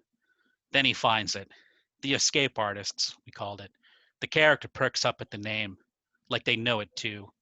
So we get to work. Open up a fresh document. Sometimes I'm typing, sometimes it's Tom. We settle into our old routine. At one point, Tom gets up and goes into his bedroom and comes back with a thesaurus, the one from an English class in college we both took. He thumbs through the tattered, sometimes water-damaged pages, hunting for good words. Good words he knows are there when we can't quite place them. Tom builds sentences like bonfires, a way I can't, so that when it's time to hit them with the period, they ignite, strong, enduring. The character paces behind us. I hear them talking about themselves now, the first time they've done it, telling me about the building they own, how they inherited it from their mother. Their mother. I never thought about the character being born.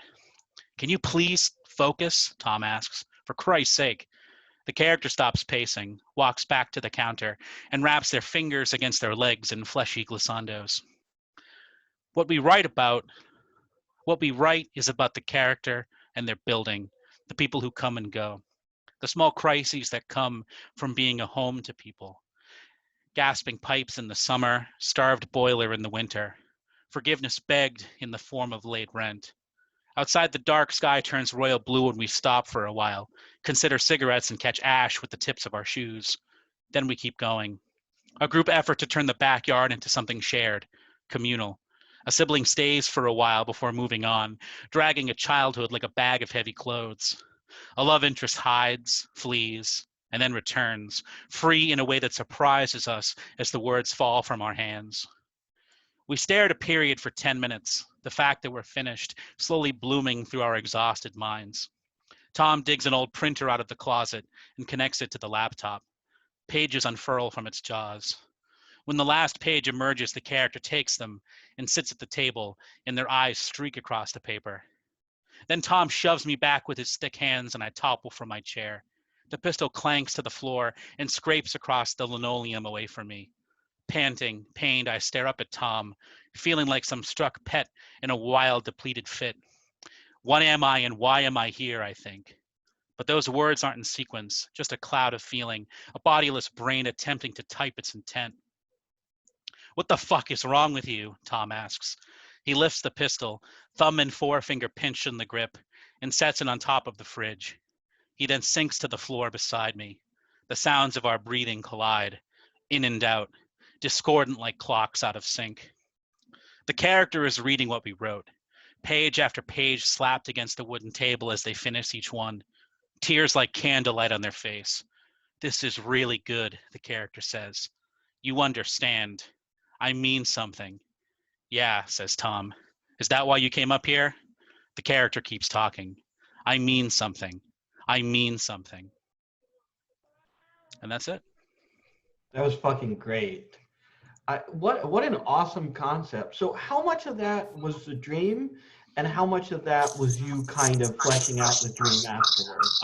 So the dream I had was that this character in an unfinished story had like come to life and was demanding that the story be finished, and it got as far as like us, and like, so I grew up in Massachusetts, and like a lot of my dreams take place there, and so like we were in the car driving up to New Hampshire to find this friend who like I had written this story with, and I woke up during like the drive north, but it was like there were a lot of like complicated feelings in the dream about this friend who like, you know, I think is partially inspired by like a close friendship of mine, with someone who is also a writer.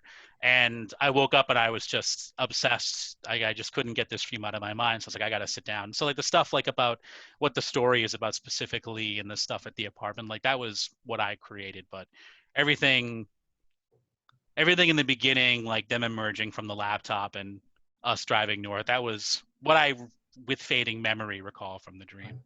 That's fucking wild. And it's really well executed here. I think the story is like exactly the right length because it really has that like sensation of a dream where you kind of ease into this thing and it unfolds and then it kind of ends sort of rather suddenly, just like a dream. Also, I like the fact that if I was following it correctly, the pistol by the end is in your hand instead of in the character's hand, right?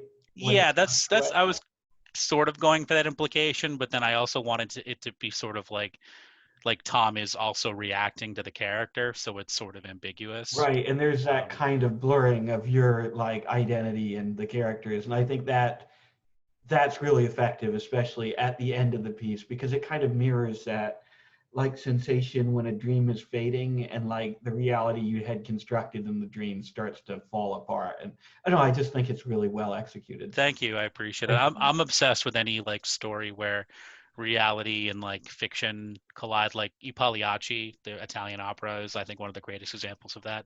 I don't know if anybody knows that story, but 100%. No, I'm not familiar with it. But yeah, it's that like really famous like sad clown aria is like from that opera. But the whole idea is that you know, the main character is sort of like the head of this actors troupe, and in the play they perform in these towns, his like wife in the play like cheats on him and like he gets all but it's supposed to be funny in the play, but then it turns out that in this particular town they have visited, his wife is having an affair with someone. So at the end of the opera, when they're performing what is supposed to be this comedy about infidelity, he's like totally losing his mind on stage and ends up you know, swapping out the fake knife with a real knife, and like he just murders these people on stage. And then I think the last line is like the comedy is over, and then the opera just ends. It's oh shit, wonderful opera, highly recommend it. I am 100% going to look that up after this. Now that you mention it, I've definitely heard of it because I've heard of all the like sad clown stuff, and the aria is super famous, but the opera it's in is also like pretty widely performed. But yeah, it's a beautiful story. But yeah, no, thanks for letting me read tonight. Yeah, thank you so much for reading. William is up next. Are you still with us, William? Yeah, I'm here. Cool. It's all yours. Can you hear me fine? Yeah, loud and clear. So, does this work? It's a Dropbox link.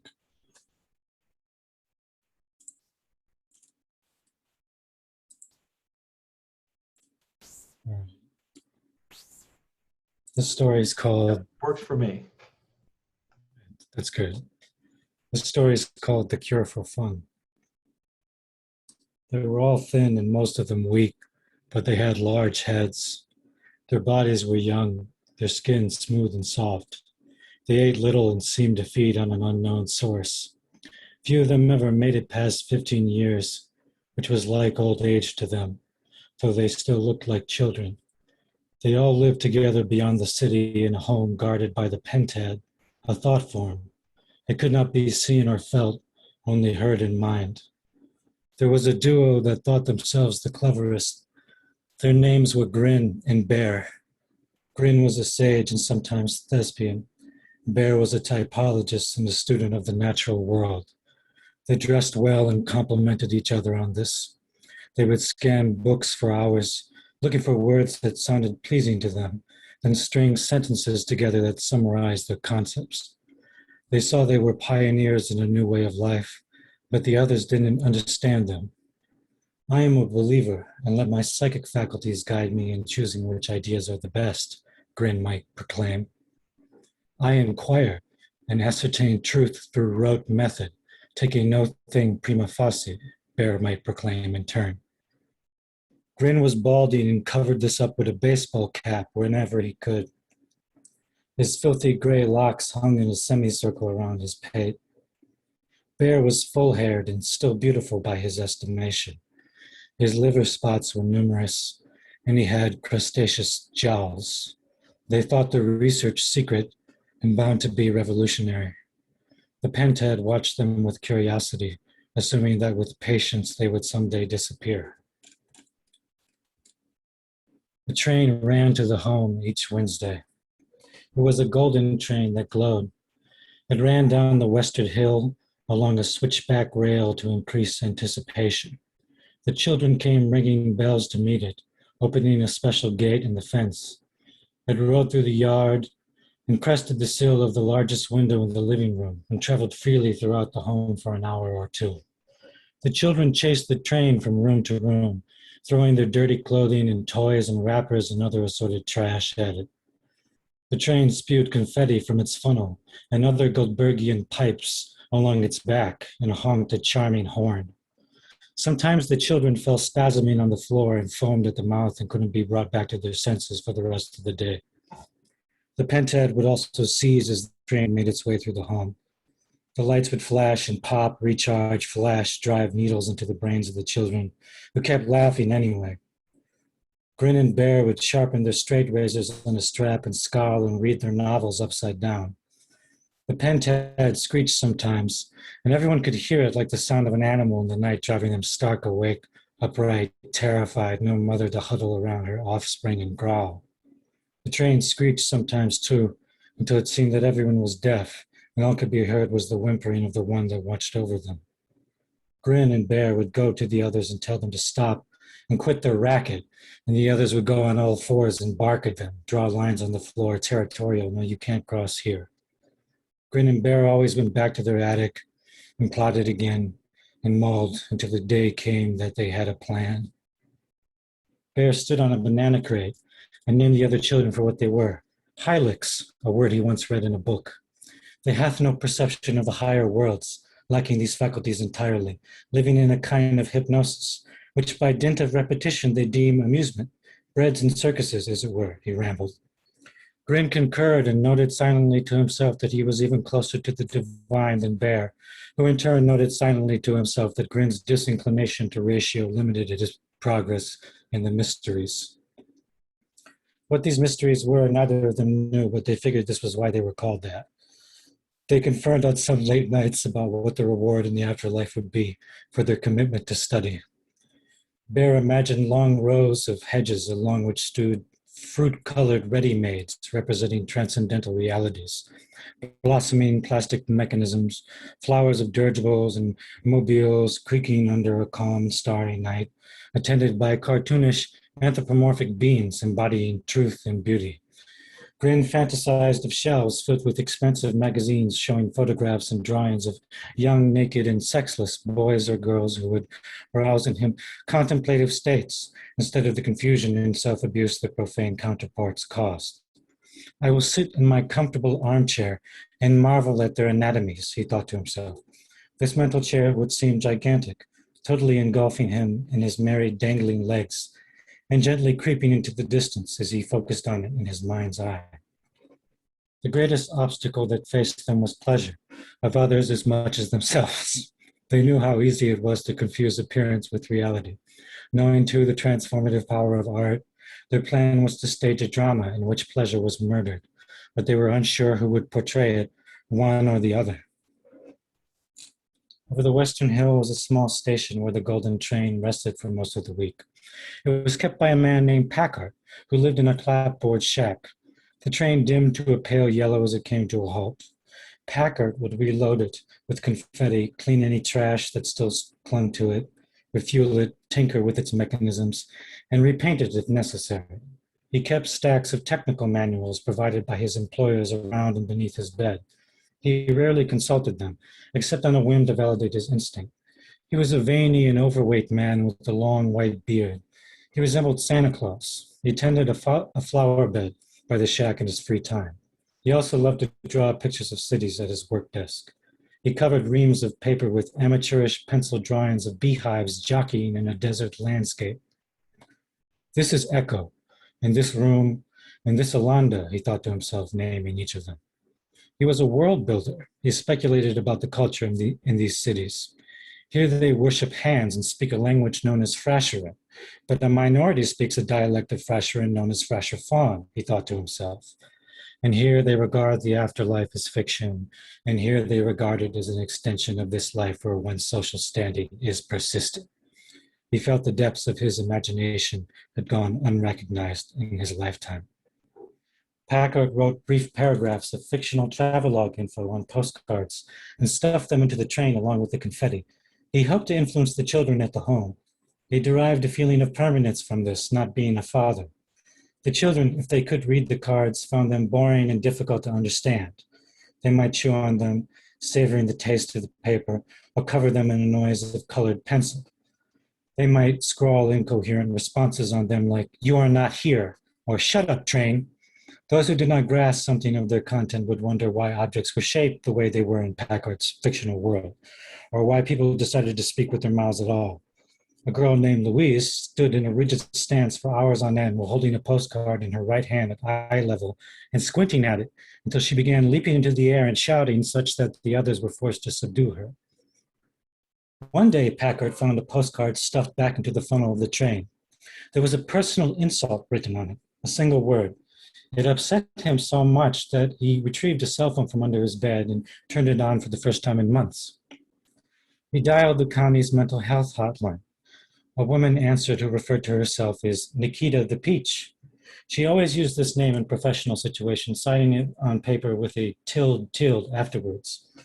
Packard explained his general predicament, the circumstances that led to his current position in life, addressing Nikita as "my dear," then told her what the postcard read. "Oh, I'm so sorry," she said. "That is like so weird. Why would they say that? I'm very, very sorry for you going through all of that and suffering like that. Do you think you're going to be all right, lol? We have so many people at the center who work with trauma. There is actually a workshop on working through trauma this weekend. Does that sound like something that would help you? Yeah, but that is like so weird and annoying, lol. It's probably just them, don't you think? Have you ever considered that it might just be them? Do you have a support network?" She continued by recommending prayer, describing it as very much a performative thing that nonetheless delivered results. Packard lost the call as the sky turned dark, but his eyes had glazed over and he didn't notice for a while. Grin and Bear had cleared the furniture from the center of the living room. At the back of their stage was a giant constructed from barrels, lamps, chairs, and pool noodles. Packing popcorn spilled from its half-finished gut. It reclined against the window that the train usually came through. Grin and Bear had been mock fighting and monologuing to each other in front of the giant for 3 whole acts. It stared down at their performance through hollow wooden eyes. The children were gathered along the other side of the room. They sat, nervously strolled, or napped on top of one another. Some of them were almost hypnotized by the argument, drooling onto the floor, but few understood what was going on. The play concerned the inner struggle of a prince. He was represented by the inanimate giant, and Grin and Bear were his court's various personages. The prince found himself in a time of social upheaval, torn between respecting tradition in the gods of old, or demolishing the temples in his capital city to make way for the glorification of his newly inherited empire.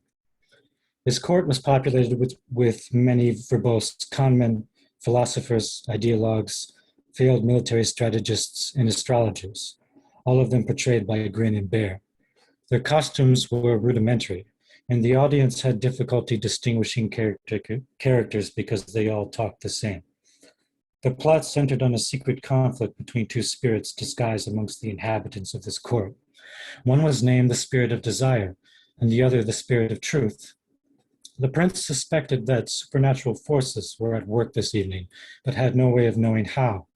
The Spirit of Truth hoped to influence the prince to gratify his lust for position, and the Spirit of Wisdom hoped to influence his sense of honor. Their identities would be revealed in the final act, after a culmination of dialogue. Thunder rolled outside. Rain sprinkled on Packard's head. He trudged down the western hill to the home. He had resolved to confront the children and discover which one of them wrote the insulting message. He wasn't sure what he was going to say. He wondered if the child would even be able to communicate with him. He did not intend harm. He cycled through the names of his imaginary cities in his head in order to relax. His eyes screwed downward, mumbling out the right side of his mouth. By the time he reached the door of the home, the rain was falling heavily. He knocked 4 times to no response, then let himself in. It was warm and stuffy inside. The hallways were suffused with a queasy fluorescent glow. Packard scraped the mud off his boots. He called out again, still no response. He began to wander through the rooms. He found dust and dead insects everywhere. Furniture was overturned and gutted. Toys and memorabilia were left inside. The children seemed to sleep in painful positions, at extreme angles propped up against walls, with limbs sticking out in erratic patterns, or crunched like rodents into holes ripped in couches and armchairs. Books in many different languages could be seen on the shelves that weren't toppled and disassembled. Torn pages were layered on the hardwood in some corners, as if for a dog. Packard kept calling out to no avail, but started to hear children speaking in the distance. These voices made him uneasy. The hair on the back of his neck stood up. He felt that something was watching him. To whom shall we attribute the joylessness which entered the orgy? Grinned intoned. He portrayed the spirit of desire disguised as a priest lamenting the decline of his faith. To the speaker, to the crowd at large, should we blame the spirit of the times? Should we blame the death of learning? Should we blame Philistinism, resentment, or any number of intellectual bugaboos and boogeymen? Should we attribute it to poor diet, malnutrition, and lack of exercise? Will they believe us if we speak out, or will we be silenced? Will we become ugly and ridiculous? Is this so commonly observed? Should we contain ourselves, reserve our energies as if hydraulic, being well ordered and well maintained? And are you one of the righteous people? Bear replied in the part of a dandy. One of the wise people? And do you know the path to the good life? Many of these I have known. Many of them have in their beneficence offered guidance to me. He laughed and lobbed a decanter in Grint's direction, which smashed against the wall. They fell into mock combat, unsheathing wooden swords and clashing in cumbersome motion, evading each other with awkward mechanical sidesteps, fighting as if they were underwater. Packard stepped out by the staircase at the back of the audience. He stopped and peered at the scene, unnoticed by any of the children. He did not comprehend what was happening. He moved toward them carefully. They turned around and stared. He looked down at their sickly bodies, some asleep, 2 or 3 splayed across one another, daydreaming and chewing on hard objects, others squatting rigidly. Their hair was mangled, cut unevenly, half pulled out. Packard felt he might grab one at random as a suspect and throttle them. He saw the 2 he thought were role-playing as knights wrestling on the floor now, biting each other on the neck and ear. He lurched forward to intervene. Packard reached down to pull the boys apart, and a burning sensation shot across his skin. He cursed the children and gnashed his teeth. A bright orange light flared into his vision. He saw fire spilling from the eyes of the makeshift giant near the window. It transfixed him, and a voice resonated from the back of his head. Do you know how they are treated? The pentad vibrated pain deep into Packard's skull. Do you know what is done to them? In the cities, they are bred by number from factories, cubicles of natal sacs and placenta. In the towns and suburbs, they are raped and pimped out by their own families. In the far islands, they are crucified in tribes to appease senile deities. In the tundra, they are fed to bears and other beasts to change the weather. In the mountains, they are launched into the sky to study the nature of gravity. Everywhere, they are employed freely as probes and foils to the powers of nature. Everywhere they are employed freely to satisfy the whims of souls and bodies that are bound to this world. Pigs and other shit eaters, maggots who feed on corpses. Rely and teach them all are exceptional. All will be rewarded the same for their duties, that there is no mystery in life but to follow orders, and if they are sacrificed, it was for good reason. The children stood around the large man as he lay on the ground writhing and screaming, tears flowing down his face. They pat him gently and combed his hair, admired his beard, poked at his enormous belly. They could not seem to comfort him. That was absolutely wild. I love the world building in this piece. You know, I think it's a shame that so much writing that's considered fantasy is so narrowly confined within like these genre tropes and stuff, because this is exactly what fucking fantasy should be. You like take the world, you tear it apart into tiny bits, and you reconstruct it into something completely unrecognizable, and yet completely inventive and profound and fun and hilarious. This is just an incredible piece. Thank you so much for sharing it. Thank you very much, Will. Yeah, I just want to second the love of the world building and that, and something that William had said about the act of tearing apart a fantasy world. Like, I mean, it's like world building and fantasy and all of that stuff. Like this fantasy literature in general, it's play, right? I mean, that's the whole thing. And play, like it incites play. It incites play in your mind and that kind of thing. And this piece really does that very well. I think. Thank you. Yeah, thank you so much for sharing your work, William. Next up is Sophia, I think. I hope I'm. Great. All right. No, you. I got it. Okay. Hello. Can you hear me now? Loud and clear, Sophia. Fuck yeah. All right. Let's go. So, I am kind of drunk and kind of high, and I kind of want to die. So let's get into this. Here's the link to the Google Doc with my piece. This is upcoming in the greatest little zine on the planet, a little thing known as Yonk. You've probably never heard of it. It's pretty underground. All right. I have threatened to write this article for a long time. Fragments of it have followed me for years, untitled text files on my hard drive, handwritten scraps on napkins and envelopes and receipts, a stick and poke tattoo on my left calf that I gave myself during my brief stint as an anchorite. This was in 2018, the summer after graduation. My breakup with Juniper was hitting me hard. We both sought out lives of religious contemplation. She in a syncretic Hindu-Raelian millenarian ashram out in the Washington Scablands. That's one bad day from some kind of bioterrorist attack.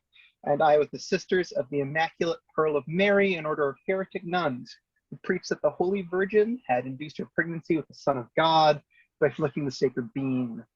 I spent 2 months in a 12 by 12 cell with nothing but a Bible, a journal, a Hitachi magic wand, and a racy pinup of the Magdalene. It was surprisingly cathartic. But the combined forces of tyrannical editors, non-disclosure agreements, psychic booby traps implanted in my subconscious by jealous ex-lovers, the visitor machinations of the Knights Templar and their Masonic puppets, and chlamydia have prevented its completion. Until now, that is, thanks to Yonk's total lack of editorial oversight and the anti-Masonic wards built into Yonk Lab's architecture by one of its former tenants, the ancient and most noble order of Gormagons. I am finally able to publish my magnum opus, my raison d'etre, the listicle to end all listicles. Every sport in which there is no rule, it says a dog can't play it, ranked by how many dogs have played it professionally. This survey of the canine contributions to the world sport will span the past 150 years of history. In that time, empires have risen and fallen, technology has outpaced all but the most radical predictions, and thousands upon thousands of sportsmen, sportswomen, and most importantly, sports dogs have thrown their bodies into the meat grinder of competition, sacrificing themselves on the altar of athletic spectacle for our amusement. It is the dogs that I care about at the moment, the Cinderella stories of those brave canines who dared to dream of eternal sports glory, to boldly go where no dog had gone before, you know, etc., etc. You get the picture, dogs playing sports, let's fucking go. Honorable mention to golf. One, but it doesn't count. While the other sports in this list did not have rules against dogs playing it at the time the dogs play them, that's the premise of the list. After all, golf is unique in that a dog played it professionally despite the rule against it. Well, originally the rule was intended to stop Irishmen from playing, but when the PGA reformed their rules in 1986 after the Pigeon Gate scandal, sparked by multiple players training birds to snatch balls out of the air and deliver them to the hole, something not explicitly prohibited at the time, they changed the wording of Rule 38.6b from Hibernian hounds to just hounds. Forbidding actual canine players and allowing the Irish to finally play the game of kings. After the 2002 PGA Championship, an independent team of investigators discovered that the third place player, Chris Riley, was actually a realistic mechanical exoskeleton piloted from a cockpit in its torso by a dwarf Newfoundland named Slappy, short for his official American Kennel Club name, Slapmister's Commodore Doolittle. I would go by Slappy too. The real Chris Riley had been imprisoned in his own pantry for several weeks, surviving on a diet of canned ravioli and caffeine-free Mr. Pibb. Everyone involved agreed to sweep the whole incident under the rug, and Slappy was humanely put down. Number 6, a tie between badminton, rugby, water polo, fire polo, MMA, competitive lumberjacking, high baseball, moops ball, football, American football, Canadian rules football, European football, Australian football, etc. It turns out most sports don't have rules against dogs playing them because it's just never come up. A few of them have been played by other animals. A kangaroo held the Australian middleweight boxing title for a few months in the 30s. An orangutan played goalie for the short-lived Rue Morgue Football Club. It's a minor league European football team based in Paris, created an attempt to get Goths into sports.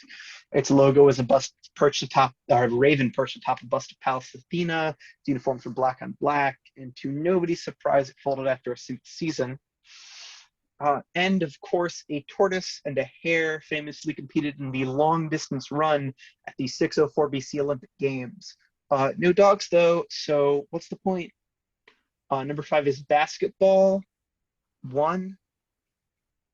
Technically, baseball is tied with basketball. Baseball was a fad in the early, or will be a fad, in the 2030s. It'll be to MLB as the XFL was to football. It's cooler, it's edgier, it's owned by the uploaded machine mind of Vince McMahon. And for its 3 short years of existence, it won't have any rules against dogs playing. It'll have a single world famous canine player. Unfortunately, I can't tell you the story of Babe Wolf, the greatest Dane that will ever run the bases, because that would violate causality and lead to some kind of horrible paradox.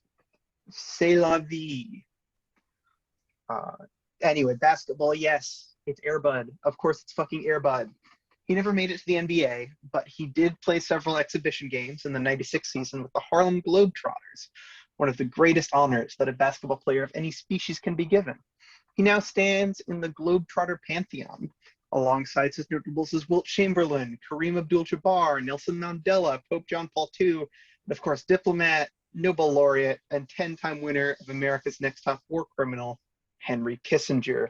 This one, true fucking sports fact. Not the Air Bud bit, I made that one up, but I would never lie to you about Henry Kissinger's basketball career. You can Google it if you like, it's true, I swear to God. Anyway, truly the epitome of canine athletic achievement. Number 4 is professional wrestling with 3 dogs. I'm not, of course, counting dogs who merely served as mascots, match gimmicks, or storyline elements. The dogs who wandered aimlessly at ringside, shitting and fucking during the Kennel from Hell match were valued canine performers, but they were not athletes. I can only find 3 dogs who have actually participated in a professional wrestling match. Matilda, the British Bulldogs mascot, who was occasionally tagged in for the pinfall. Kokolo, a miniature dachshund who held the Iron Man Heavy Metalweight Championship, a prestigious 24/7 hardcore title held by such wrestling luminaries as Rey Mysterio, Kota Ibushi, Colt Cabana, Asuka, Shayna Baszler, Ricochet, Maki Ito, both of the Young Bucks, Shinsuke Nakamura, Drew Gulak, The Sandman, X-Pac, Johnny Gargano, Candice LeRae, and Scott Hall. That's another real-life sports fact. 2 in a row is definitely a record for me. Anyway, Kokolo held that title for 45 days in 2007. And Andre the Giant, St. Bernard, who had a glorious 3-year career in the 80s, fooling marks from Bismarck to Boise into thinking they were going to see Andre the Giant wrestle at VFW on a Thursday. His career was tragically cut short by Vince McMahon's legal team, who allegedly threw a pipe bomb into his owner's house after the trademark infringement lawsuit failed. Number 3 is dog sledding. 4. But wait, Sophia, you're probably asking, what the hell are you smoking? The answer to that one, by the way, a blend of blue lotus flower, wormwood salvia, vagina dentata kush, a high THC hybrid strain that my upstairs neighbor grows in a greenhouse on the roof, and peppermint leaf wrapped in a caramel peach Swisher sweet. My pineal gland has never been less calcified. There have been thousands of sled dogs. Again, you, a fool, ask me. Well, yes, but no. I'm only counting the mushers here, the drivers of the dog sleds. Because let's be honest, a dog riding a chariot pulled by other dogs is pretty fucking rad. Not counting Frankie Rover Declan, who was just a guy who was really into puppy play, 4 canine mushers have raced in the Iditarod, dog sledding's most prestigious race. All of them competed in the 2002 Iditarod alongside Cuba Gooding Jr. as a publicity stunt for the movie Snow Dogs, and all of them dropped out basically immediately. It's not the greatest moment in canine sporting history, but it counts. By the way, Cuba Gooding Jr. wasn't the first Snow Dogs cast member to compete in the Iditarod. Both Cisco and Michael Bolton competed in 1999, not as any kind of promotional stunt, but because they share an enduring passion for the sport. Bolton was forced to drop out after 2 of his dogs were tragically killed in a moose attack, but Cisco managed to finish 12th. Number 2 is skateboarding with like at least 35, probably more. I think we all know, we can all tell, I do minimum research for my award-winning listicles because I already have an encyclopedic knowledge of sports facts, of course, not because I'm making all this up off the top of my head. Don't be ridiculous.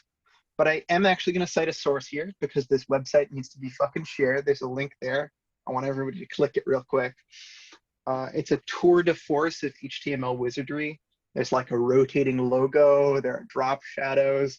The cursor is Poochie from The Simpsons. Can you believe it? Now, is it cheating to link another person's listicle on my own listicle? Maybe. My editor says yes, but they're a bitch.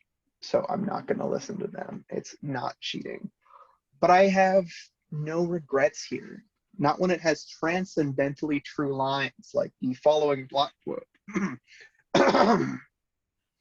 Only the most fervent dog haters and partisan cat lovers are immune to their daring and charisma. Every single dog to fly by on a skateboard is the best doggy skateboarder of all time. Every single one. Because every little dog on a skateboard is an intrepid voyager, a bold thrill seeker intent on disrupting the laws of nature and kissing or licking the very face of God. Fuck! I wish I could write like that, god damn. Man, you better be reading that article instead of this one. It's way better. I mean, even though a lot of it is copy-pasted from Wikipedia, like, I'd do that if I thought I could get away with it. Anyway, number 1 is dog fighting. There are lots. Duh. That's my article. I hope you enjoyed. Sophia, let me just say, it's been such a pleasure to finally have you on Misery Loves Company. Your work has been read here before, but I think this is the first time you've performed yourself. Thank you. I would like to thank Mullane for inventing this this whole deal that allows me to appear on camera without, you know, passing on any of the curses that are associated with my whole deal. Well, thank you, Mullane. You've made our culture just that much richer. What can I say? This was a fucking masterpiece. Dogs riding sleds. I mean, fucking. And rest in peace, DMX on the dog fighting bit. I wish he was here. Rest in peace. Fuck. Fuck. Sophia, I have a question. First of all, actually, it's kind of a 2-part question. Do you think a dog could maybe like a Pomeranian, we'll say, could compete in esport like League of Legends? And my other question are esports sports? That's my second question. You can answer that in whatever order you want. Some esports are sports. Some esports are sports. Is League of Legends a sport? And not League of Legends. Not any MOBAs. No MOBAs. Okay. So do you think a Pomeranian, like a really fast one, a young one, could compete in, say, like CS or something like that? Or do you? I think that the only esports that count, first of all, are fighting games. Like I'm talking like your 2D side scroller fighting games. 2D is greater than 3D. And that Tetris Battle Royale. Hell yeah. That's a good Oh one. yeah, That's yeah. an esport. Fair enough. Fair enough. And So when will be the year that we see a dog at like Evo or something? but I don't know, dog. Well, Babe Wolf actually did have a career after baseball died out of in League of Legends, which is why I don't consider it an esport. Because anything that a baseball player can play, like I'm with you there. anyway, so yeah, the Thank you for that, 2030s. Sophia. You're welcome. We really appreciated your presence here, and I know so much more about dogs and sports than I did before, than maybe I even wanted to. That is literally my purpose on Earth. That is why the good Lord put me here. I'm glad that I was able to do that for you. Thank you, Sophia. That's a joke, by the way. God had nothing to do with me. Can I admit something? When I first saw Sophia's Twitter account, her vibes were rancid, and I was so skeeved out because it was like the pit crew avatar of like, I have told people to kill themselves over Steven Universe opinions, and it was like, okay, but all these people I follow, I have. It's just followed. that those are opinions are liking Steven Universe. I'm sorry I doubted you. And also, I did not charge for that. That is the Mark Zero. She is going to be upgraded. The mouth is re-rigged. Fully articulated eyelids next time. Oh yeah, in the new version I can ahagao. It's really exciting. Oh, nice. I want to see the Mark too. I just have to finish the mouth rigging. Nice. So Stephen is up next. Are you still with us, Steve? Sorry.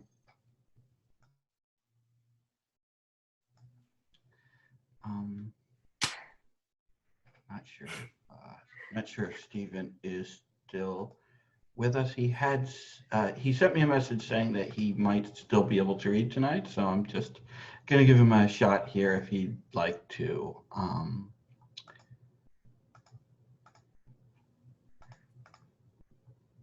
Oh, no, maybe he's not with us at the moment. Stephen, if you want, if you do decide you'd like to read later, if you're even listening, you definitely can. Just let me know. So I actually think I saw Eris in here. Are you with us still, Eris? Oh yeah, totally. Last time I actually fell asleep. So yeah. That's okay. You had a piece that you wanted to read last week, right? Yeah. It's pretty old, but that's okay. Got the link here. Yeah, that one. Okay. Should I get like my actual Beats microphone, or is this okay? Yeah, I can hear you fine. Okay. All right. Oh God. Okay. Razorblade is a 7th grade queer kid. She is a misandric truant, mostly known for having hot pink hair and being the loner goth because she makes fun of a house in front of the other goths that sit together and are part of a coven. She doesn't care though. She makes cupcakes instead of caring. She makes delicious cupcakes and decorates them with sugar powder spiders and chocolate bats and dances around to the cure with frosting all over her face, as happy as can be. Today she has a date with the girl she's been crushing on since she first saw her a few days ago. Razorblade was lacing up a pair of violet creepers when she saw a girl walk in with blue hair and a studded denim vest. This girl is the only girl besides Razorblade that has comparable love for truancy and black lipstick. This girl's name is Jellybean. I don't know why I gave them weird fucking names and refused to use like nouns, but anyway. Razorblade hasn't been to school in exactly a week. Razorblade's favorite schedule is going to school in time for history class and then leaving before algebra. Sometimes she stays for physical education if it's something fun, involving hitting people or hip thrusting, but she never stays for running or anything with teams. Jellybean hates most people, but likes Razorblade. When Jellybean likes someone, she likes them a lot because she has a lot of love, and she's been holding back from giving it to people she didn't think were deserving of it. Jellybean is so excited for her day with Razorblade that she dyed her hair a different color.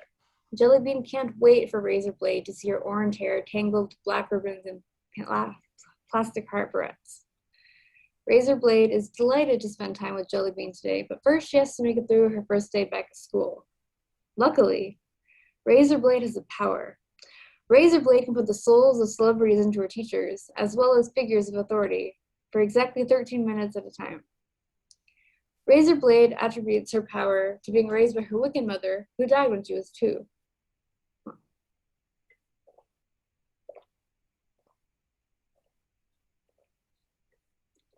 have no idea how old this is.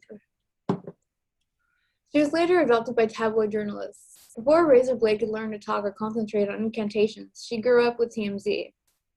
The National Enquirer was the source of bedtime stories. To her, Snow White was just something Lindsay Lohan snorted. Razorblade has reached the maximum amount of legal days to be ousted from school. If she doesn't go to each period of class today, her adoptive parents will find out.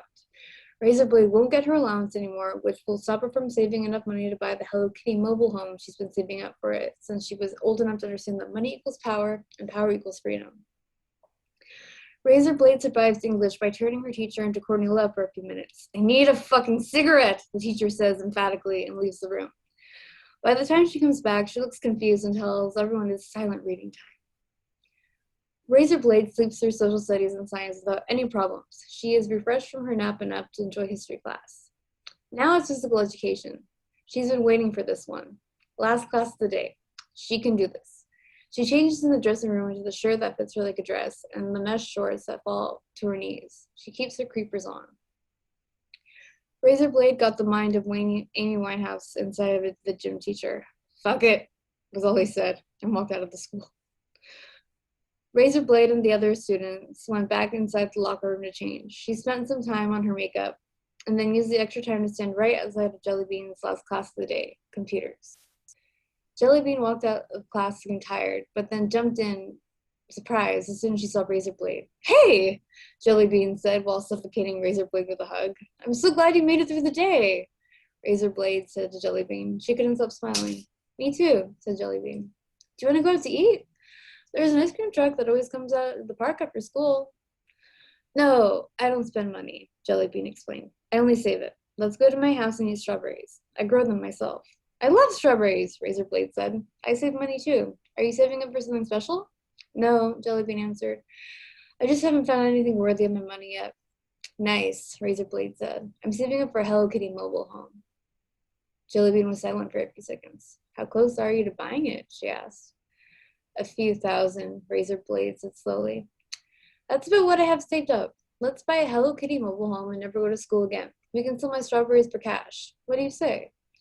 As long as I can make cupcakes in it and play the Cure and never have to listen to Bauhaus or algebra lectures again. Yes, of course. Razorblade looked at Jellybean dreamily. I really love your new hair color, you know.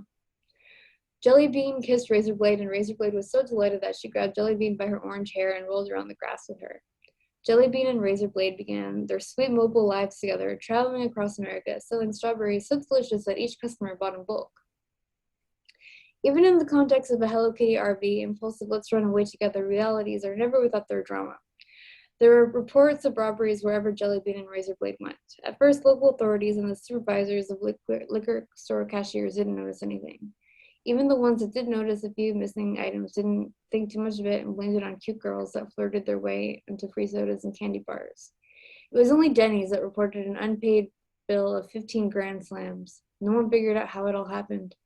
All that Jellybean and Razorblade left in their trails were disoriented cashiers and customers who swore they saw Killer Johnny Cash impressions.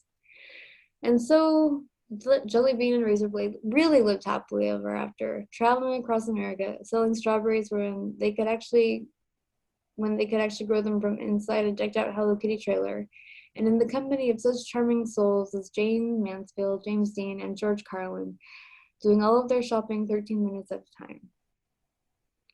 Elizabeth Aldridge is the girl alone in her room. That's funny. I want to see the Quentin Tarantino adaptation of this story. Oh my god, yes. I'm sure it would be like 60% feet, but I still want to see it. No, that was amazing. I love the concept of this. And you said this is one of your earlier pieces? Oh, this is, yeah, way earlier. Yeah. There's a kind of like, I don't know, there's a kind of optimism here that, Yeah.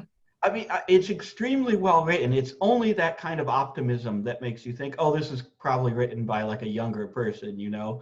Because I think, and it's sad that that kind of diminishes in people's later work sometimes, but no, I love the like celebrity, like inhabitation superpower. That's amazing. And I think that like, there's a lot of potential there. Like if you wanted to revisit this and flesh it out into a longer work, or a game, you could get a lot of mileage out of those celebrities. Yeah, yeah. Again, I need to see the English teacher is Courtney Love game. That would be so awesome. Or a game featuring that superpower, where she can just rip out, the math teacher is Trent Reznor now or something. I mean, that's awesome. oh my god, So, and he has 5 kids now. holy shit. They all have like crazy edgelord names like Aeon Lux and like one of them's middle name is Echo. Damn. Elon Musk? No. Aeon Flux? I think Balthazar. It's one of his kids is Balthazar. Oh wow. Yeah. Yeah, Balthazar. Yes, something Echo. I can't remember. Yeah. Like Echo's the middle name. Can't remember the first one, but yeah. Eris is right. He does have, his kids do have like some pretty out there names. Lazarus Echo. Lazarus Echo. That's it. Yeah, that's right. That's fucking amazing. Anyway, thank you for reading, Eris, and it's glad to see you back. Yeah. Good to see you back, rather. Stephen, I saw Stephen pop back in and then leave and pop back in, so I'm just giving him another chance here if he wants to read tonight. Hey, William. Yeah. Can you hear me? Yes, loud and clear. Sorry about all the trouble today, man. Yeah, no problem at all. No problem at all. So I've been trying to write a lot more like confessional pieces, and this is something that I wrote recently that I wanted to read to everyone here, see what they thought, etc. So it's called Born for a Noose.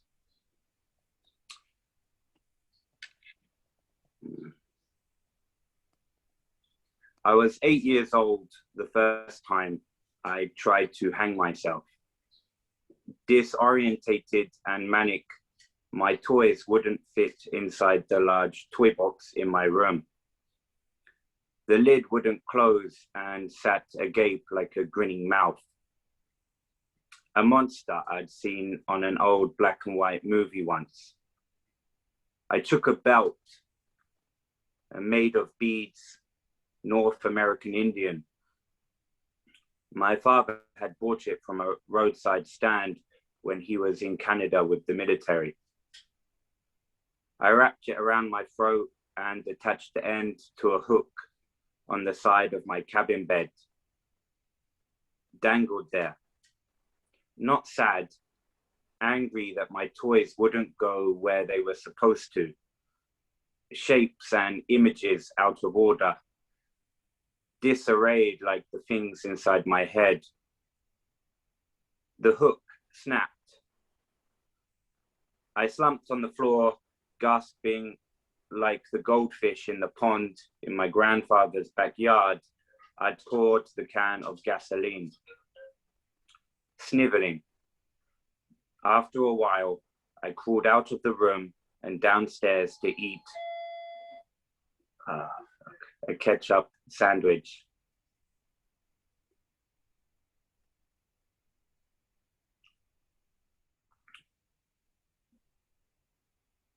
Sorry, one moment, please. 32 years old, I tried again. My ex-girlfriend had just had an abortion. My wife had divorced me and I'd lost my job. I was a piece of shit, spreading my mental illness to those I loved like a sexually transmitted disease. a man born to hang. I went to a bar and got myself good and drunk. Waited for an ex-Deus Machina that never came until the barman apprehensively and politely asked me to leave because I'd ignored the wiping off of tables and empty-eyed glances. I vomited on a hydrant and took a taxi to my ex-girlfriend's place. It was raining hard and I was happy for that because it seemed fitting, romantic, fucking Hollywood-esque. Her apartment lights were on, bright yellow at 4 a.m. I wondered what she was doing up so late on a work night. I rang her doorbell for a long time before she answered and told me through the closed door to go away. I told her I loved her. It was the final card left to play. Maybe I loved her, or maybe I didn't. To this day, I still don't know if what we had was love or just a sickness we'd both shared for 3 years, a fever, a fugue state. I heard a man's voice behind hers through the door. It was like finally understanding the punchline to a joke I'd been told a month before. She said she was calling the cops, and I wrote the words, "fuck you," in the dust and dirt on the front panel of her door. Stumbling home, I tried to pick a fight with a couple of kids passing a joint between themselves on a bus stop bench. They laughed at me and walked away. I wished I had friends. I staggered home, cursing the empty morning air, as though it were a priest listening compassionately, nodding and telling me that Jesus loved me. Almost daylight, the deep blue of being in between things. At home, I vomited twice more into the toilet. I pulled the cord from a pair of jogging bottoms my girlfriend used to wear as pajama bottoms and knotted it around my neck. I dialed numbers on my cell phone, screaming at unanswered calls. I tied the end of the cord to the bathroom door handle. Cell phone still useless in my hand, on my knees like a child in church, red in face, bashful, ashamed, leaning forward, weeping from the pain of my own tragic demise.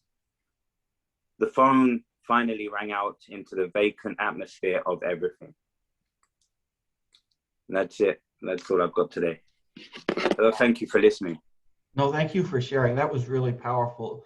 You know, I've, as someone who's also like dealt with depression and made my share of feeble, half-assed suicide attempts, there was a lot of truth there. You know, there's a lot of real fucking truth. What you say about like, what you wrote about the suicide attempt as a kid, I think really hit home, because I remember like being younger and getting to these states where I just wanted to fucking die. And it was always, like you said, and I'm only just realizing it now, it was always more out of anger than out of like despair or out of like some sense that there was like something deeply wrong with me or with my life. It was like, things are fucked up, you know? And that turns so quickly into the desire to like really harm yourself. It's really, yeah, no, it was really, really moving stuff. And thank you for sharing that.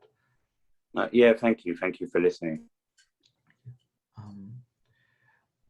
Next up, or should I say last up tonight, and I apologize because it's almost 11, so we won't have an open mic tonight. I know we've been kind of touch and go with the open mics lately, but Misery Tourism's own Rudy has 1 or 2 pieces to share, I think, before all. I just have one piece. I'm not going to read the second, the one about Zoom bombing, basically. Gotcha. You're only going to read the topical piece. Yeah.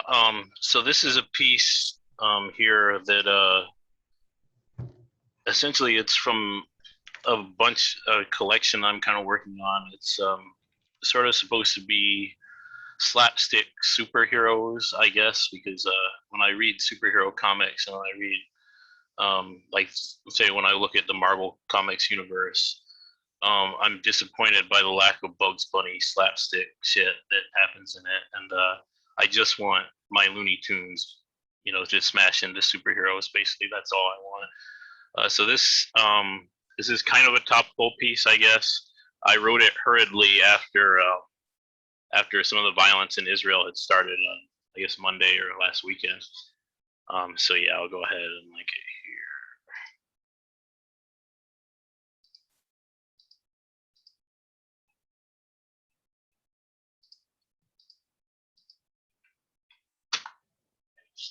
here. And that's the link. I think that link should work. Yeah. This piece is called Cat State.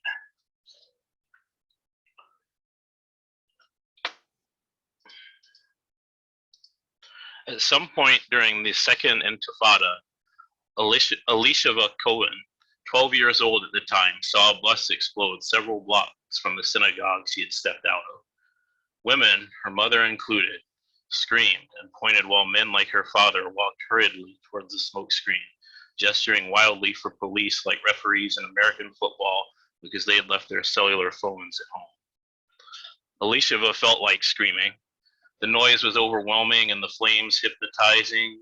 Were the people in that bus being melted? But she felt inappropriately dressed. The skirt suit she was wearing was oppressively itchy, stiff, constricted, mostly the jacket, and her white stockings were too white, bony white, to the point that they were literally reflecting the rays from this outpouring of humanity away from her body, leaving her frigid, shivering. As her knees locked up, she wished for her gym uniform, messy shorts, t-shirt, sneakers. She wished for a handball that she could violate with Converse feet. As the scrimmage unfolding around her turned to soccer, she widened blurry eyes, then to dodgeball.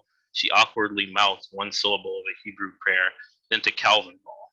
She dissociated. Events eventually became a confusing red wagon ride down a cliff. Ideological talking points, Jewish sovereignty, mixing with pieces of geography, rock, and telling silence. And then, with the stomach butterflies intensifying, people shuffling, Dad running for the bag flag zone, where there were possible cadavers covered with probable jackets. Yikes. While Chevy was lying in her bed the night of the attack, wide awake and in the fetal position, her cat licked her face. She pushed him away, then grabbed his tail and drew him back in. The softness of his coat was a stark contrast to the roughness of everything else that had happened that day. This wasn't comforting exactly, but it was a feeling. She rubbed his back until he became uncomfortable, pissed, and absconded. Whenever she recounted the story of the bus to her psychiatrist, Chevy noted that he was always confused by her focus, fixation he called it, on the clothes that she was wearing at the time. She could never quite find the words to communicate that she just needed out of those dorky Mary Janes to feel like a human being. She always wound up saying something about fucking religion or robotic orthodoxy. You've obviously been traumatized, he'd say, while resting his feet on his desk, intoning Elisha in a weird way so that Dragon, naturally speaking, would pull up her chart without him having to type anything. His speech conjured her father, a wizardly diplomatic envoy who arrived precisely when he wasn't welcome, and other inscrutable men who served unknowable foreign powers. How are the chips? Dr. King always asked with intense interest. The routine was always the same. Chevy would take off her fleece, then brush aside her tank top strap and show him the patch of rashes on her left shoulder. King leapt up and inspected the red no man's land with glee, peering through his small magnifying glass. They're getting smaller, he'd say, marveling at the glistening microcircuitry that grew on the young woman's body. And as they get smaller, nope, Chevy preempted. Really? No, she said again in a bald-faced lie, even though the decreased size of the chips made them even more suitable for building smaller, faster, more powerful computing devices whose increasingly complex schematics she was even now turning over in her mind. No, she was absolutely not slipping into her old ways of using her homegrown microchips to power robots that enacted mischievous, bordering on antisocial revenge schemes. No, she hadn't constructed and subsequently scrapped 3 separate time warping devices that would erase Saturday, the Jewish Sabbath, from human observable continuity. No, she believed in therapy and med management too much to relapse into that dark place that hung over her life like a cloud of gray goo. Well, King nodded, heading back to his desk. If the therapy, he enunciated therapy like a caricature of Sean Connery to rouse the dragon. If the therapy and medication are working as they should, which is to say, they're reducing your overall stress and anxiety, I would say that they're going to keep getting smaller, which is good. On the surface, anyway. Chevy shrugged. I'm not a dermatologist, but the rash doesn't seem to be getting any smaller. Another shrug, followed by a sigh. King tilted his head to the side and looked at her, then nodded and punched some keys on his computer. See you next week, I guess.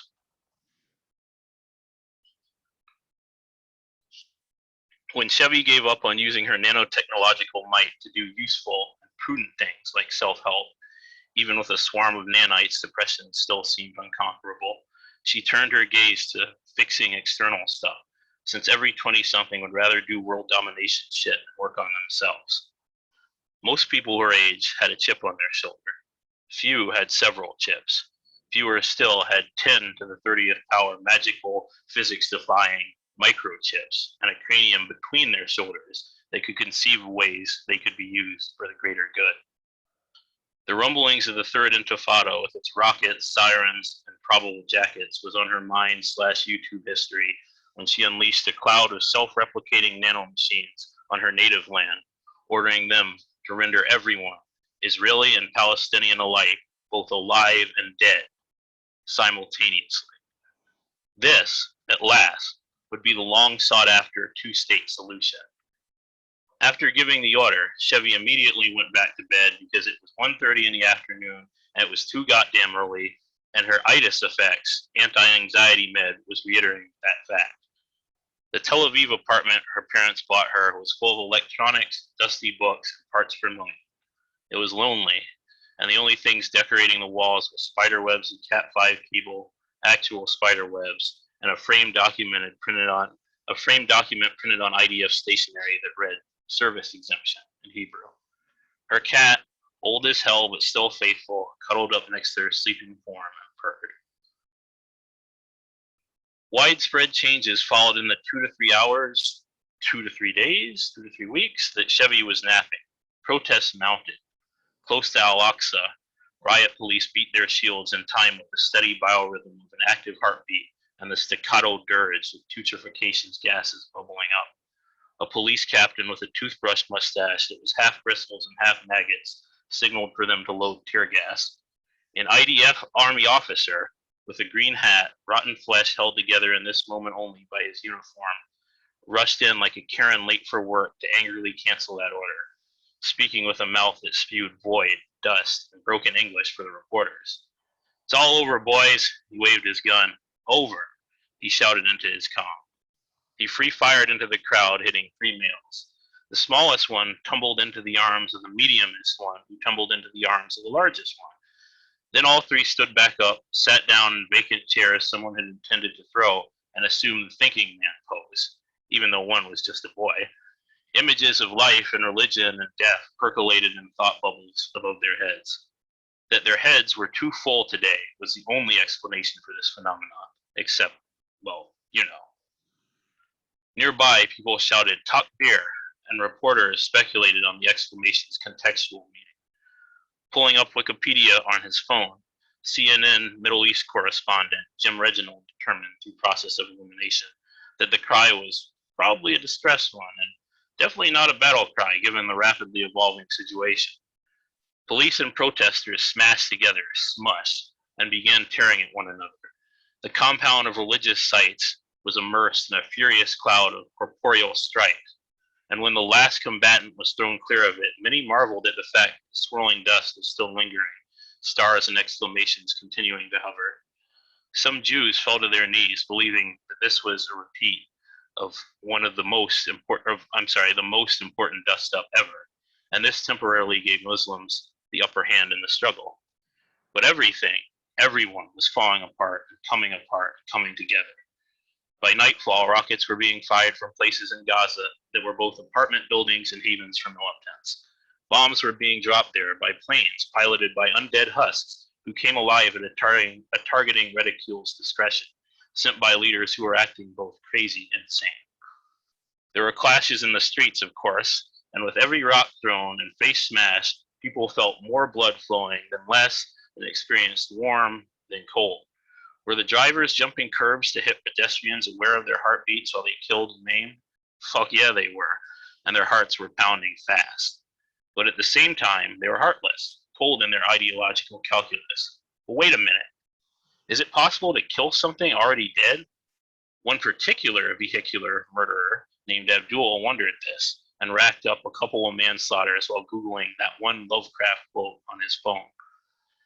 Abdul had a revelation, then got out of his car to tell everyone about it. Fuck it, he shouted.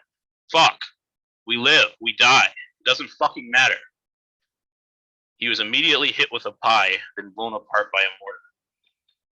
Seconds later, his detached foot came down and planted itself firmly in someone's ass. The foot spent some time hopping around, evangelizing Abdul's message this way. By daybreak, it had hopped from the West Bank to Tel Aviv, kicking every ass along the way. Everybody felt the kick, including Elisha Cohen, though she simply grunted and rolled over in bed. It was at once life-affirming and death-affirming, while at the same time affirming nothing at all. Was there an afterlife, after all? Did Abdul have one foot in paradise while the other continued on in his Adidas tennis shoe? What did this mean? What does it all mean? Ah! People found themselves caught between the stillness of death feels and the pulsating rush of life feels. Tremulous breath feels became the biggest move. Constant trepidation, anxiety, ennui. All around, invisible forces moved matter.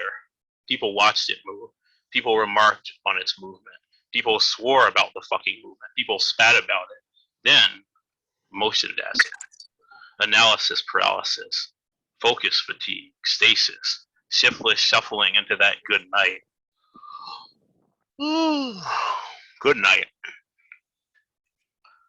There were attempts at raging, damn good ones, as in, I almost fucking got up and lit a Molotov today, #motivation.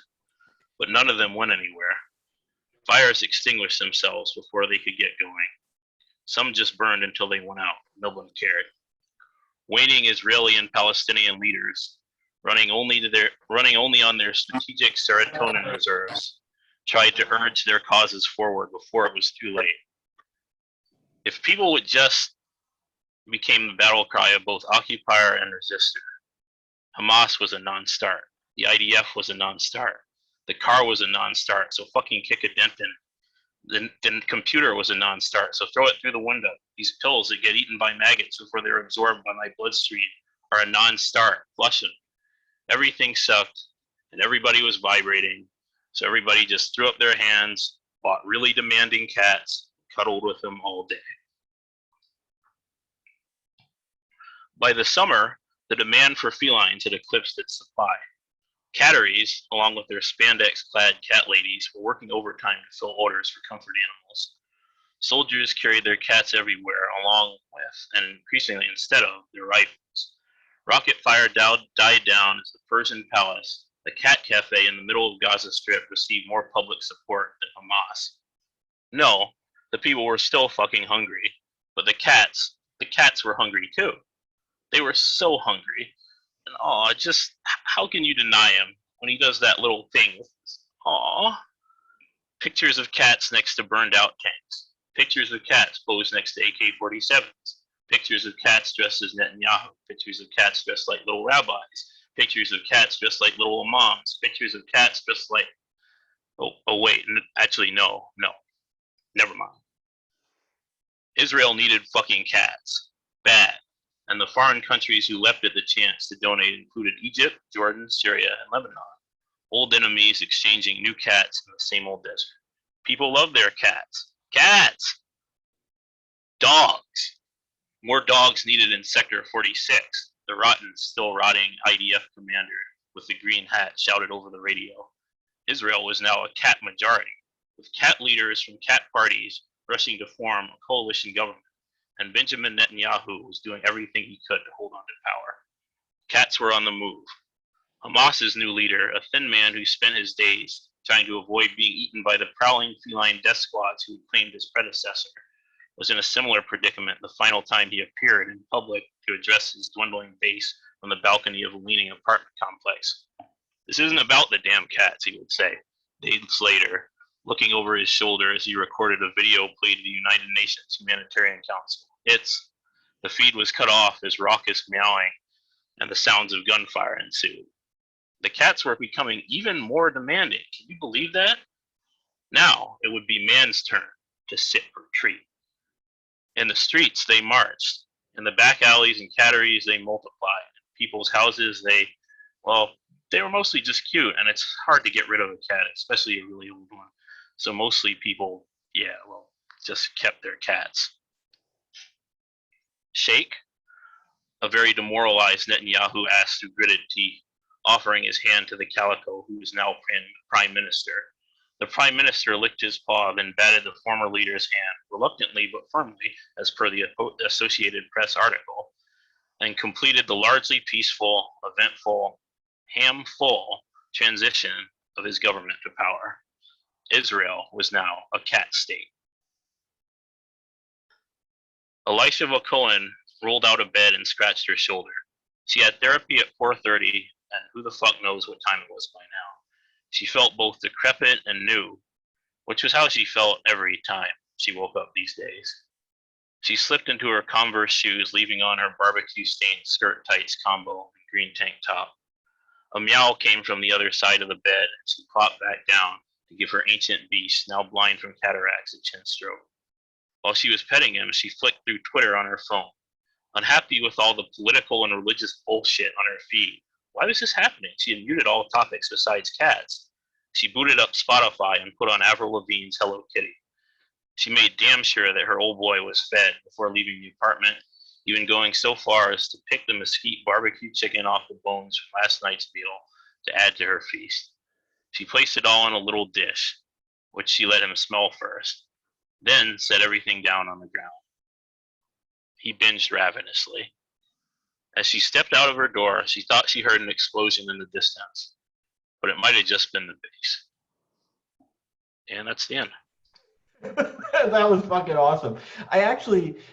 This is one of the rare times when I heard one of your stories for the first time during the reading, since I didn't have a chance to read it beforehand since I was away. And this is fucking wild. I had no idea where it was going to go. Like, you had kind of pitched me on it that it was sort of a Schrodinger's cat play on the two-state solution thing. Right. I thought, oh, that's a funny concept. And then you took that and you just kept fucking going and going. And you definitely nailed the slapstick cartoon feel where it there's this sense of reality just getting more and more degraded and absurd and hilarious with each of these settings. And I do like the way you brought it back at the end, and that she is so completely oblivious to what she's done, because she's super villains. I mean, that's often how it is. It's I'm just gonna let it, fire and forget, let it ride, and who cares? What happens? It's like it must have done what I wanted it to do, right? Because I'm smart. I'm a super villain. I also think this is a pretty.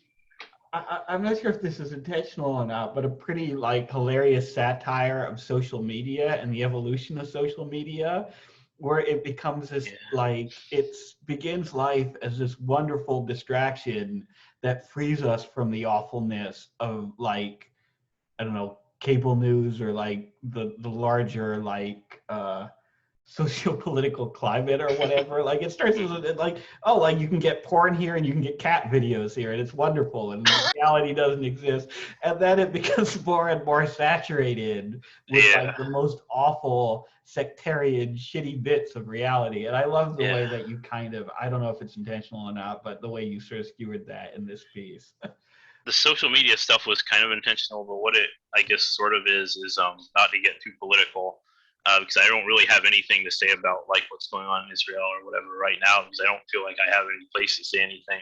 But it's kind of a, I guess, a play on, not really a satire, but just a thing about the Middle East and how you know everything is essentially cyclical, and everything is, I mean, everything escalates to the point of becoming ridiculous and comes back to, you know, kind of comes back into reality with some of the images and stuff that are coming out of there. You know, it's like, oh, yeah, it's like, oh, this seems really crazy, and then it gets crazier and crazier, and then it takes an absurd turn, and then it's just kind of like an absurdist like take on that often. No, absolutely. I think you fucking nailed that. I love the image of like Netanyahu begging for a shake from the new cat prime minister. That was, no, that's great stuff, man. Thank you so much for sharing. And I think with that, we're gonna end it for tonight. As usual, I'll keep the Zoom meeting or whatever up for a little while. But that kind of concludes the reading part of the night. If you're watching this after, well, first of all, thank you so much to everyone who read. This has been a phenomenal fucking evening. As usual, just absolutely wonderful shit. But if you've been watching this at home, like it's fucking at home, like of course you're at home. But if you're watching this on YouTube after the fact, maybe you should check us out. Follow us on Twitter at Misery Tourism. We do this every Friday night, 8 p.m. Eastern Time, 5 p.m. Pacific. And maybe come by next time, drop in. Anyone is welcome to read and anyone is welcome to lurk. And maybe next time we'll even get to the open mic. Okay, thanks guys, that's it.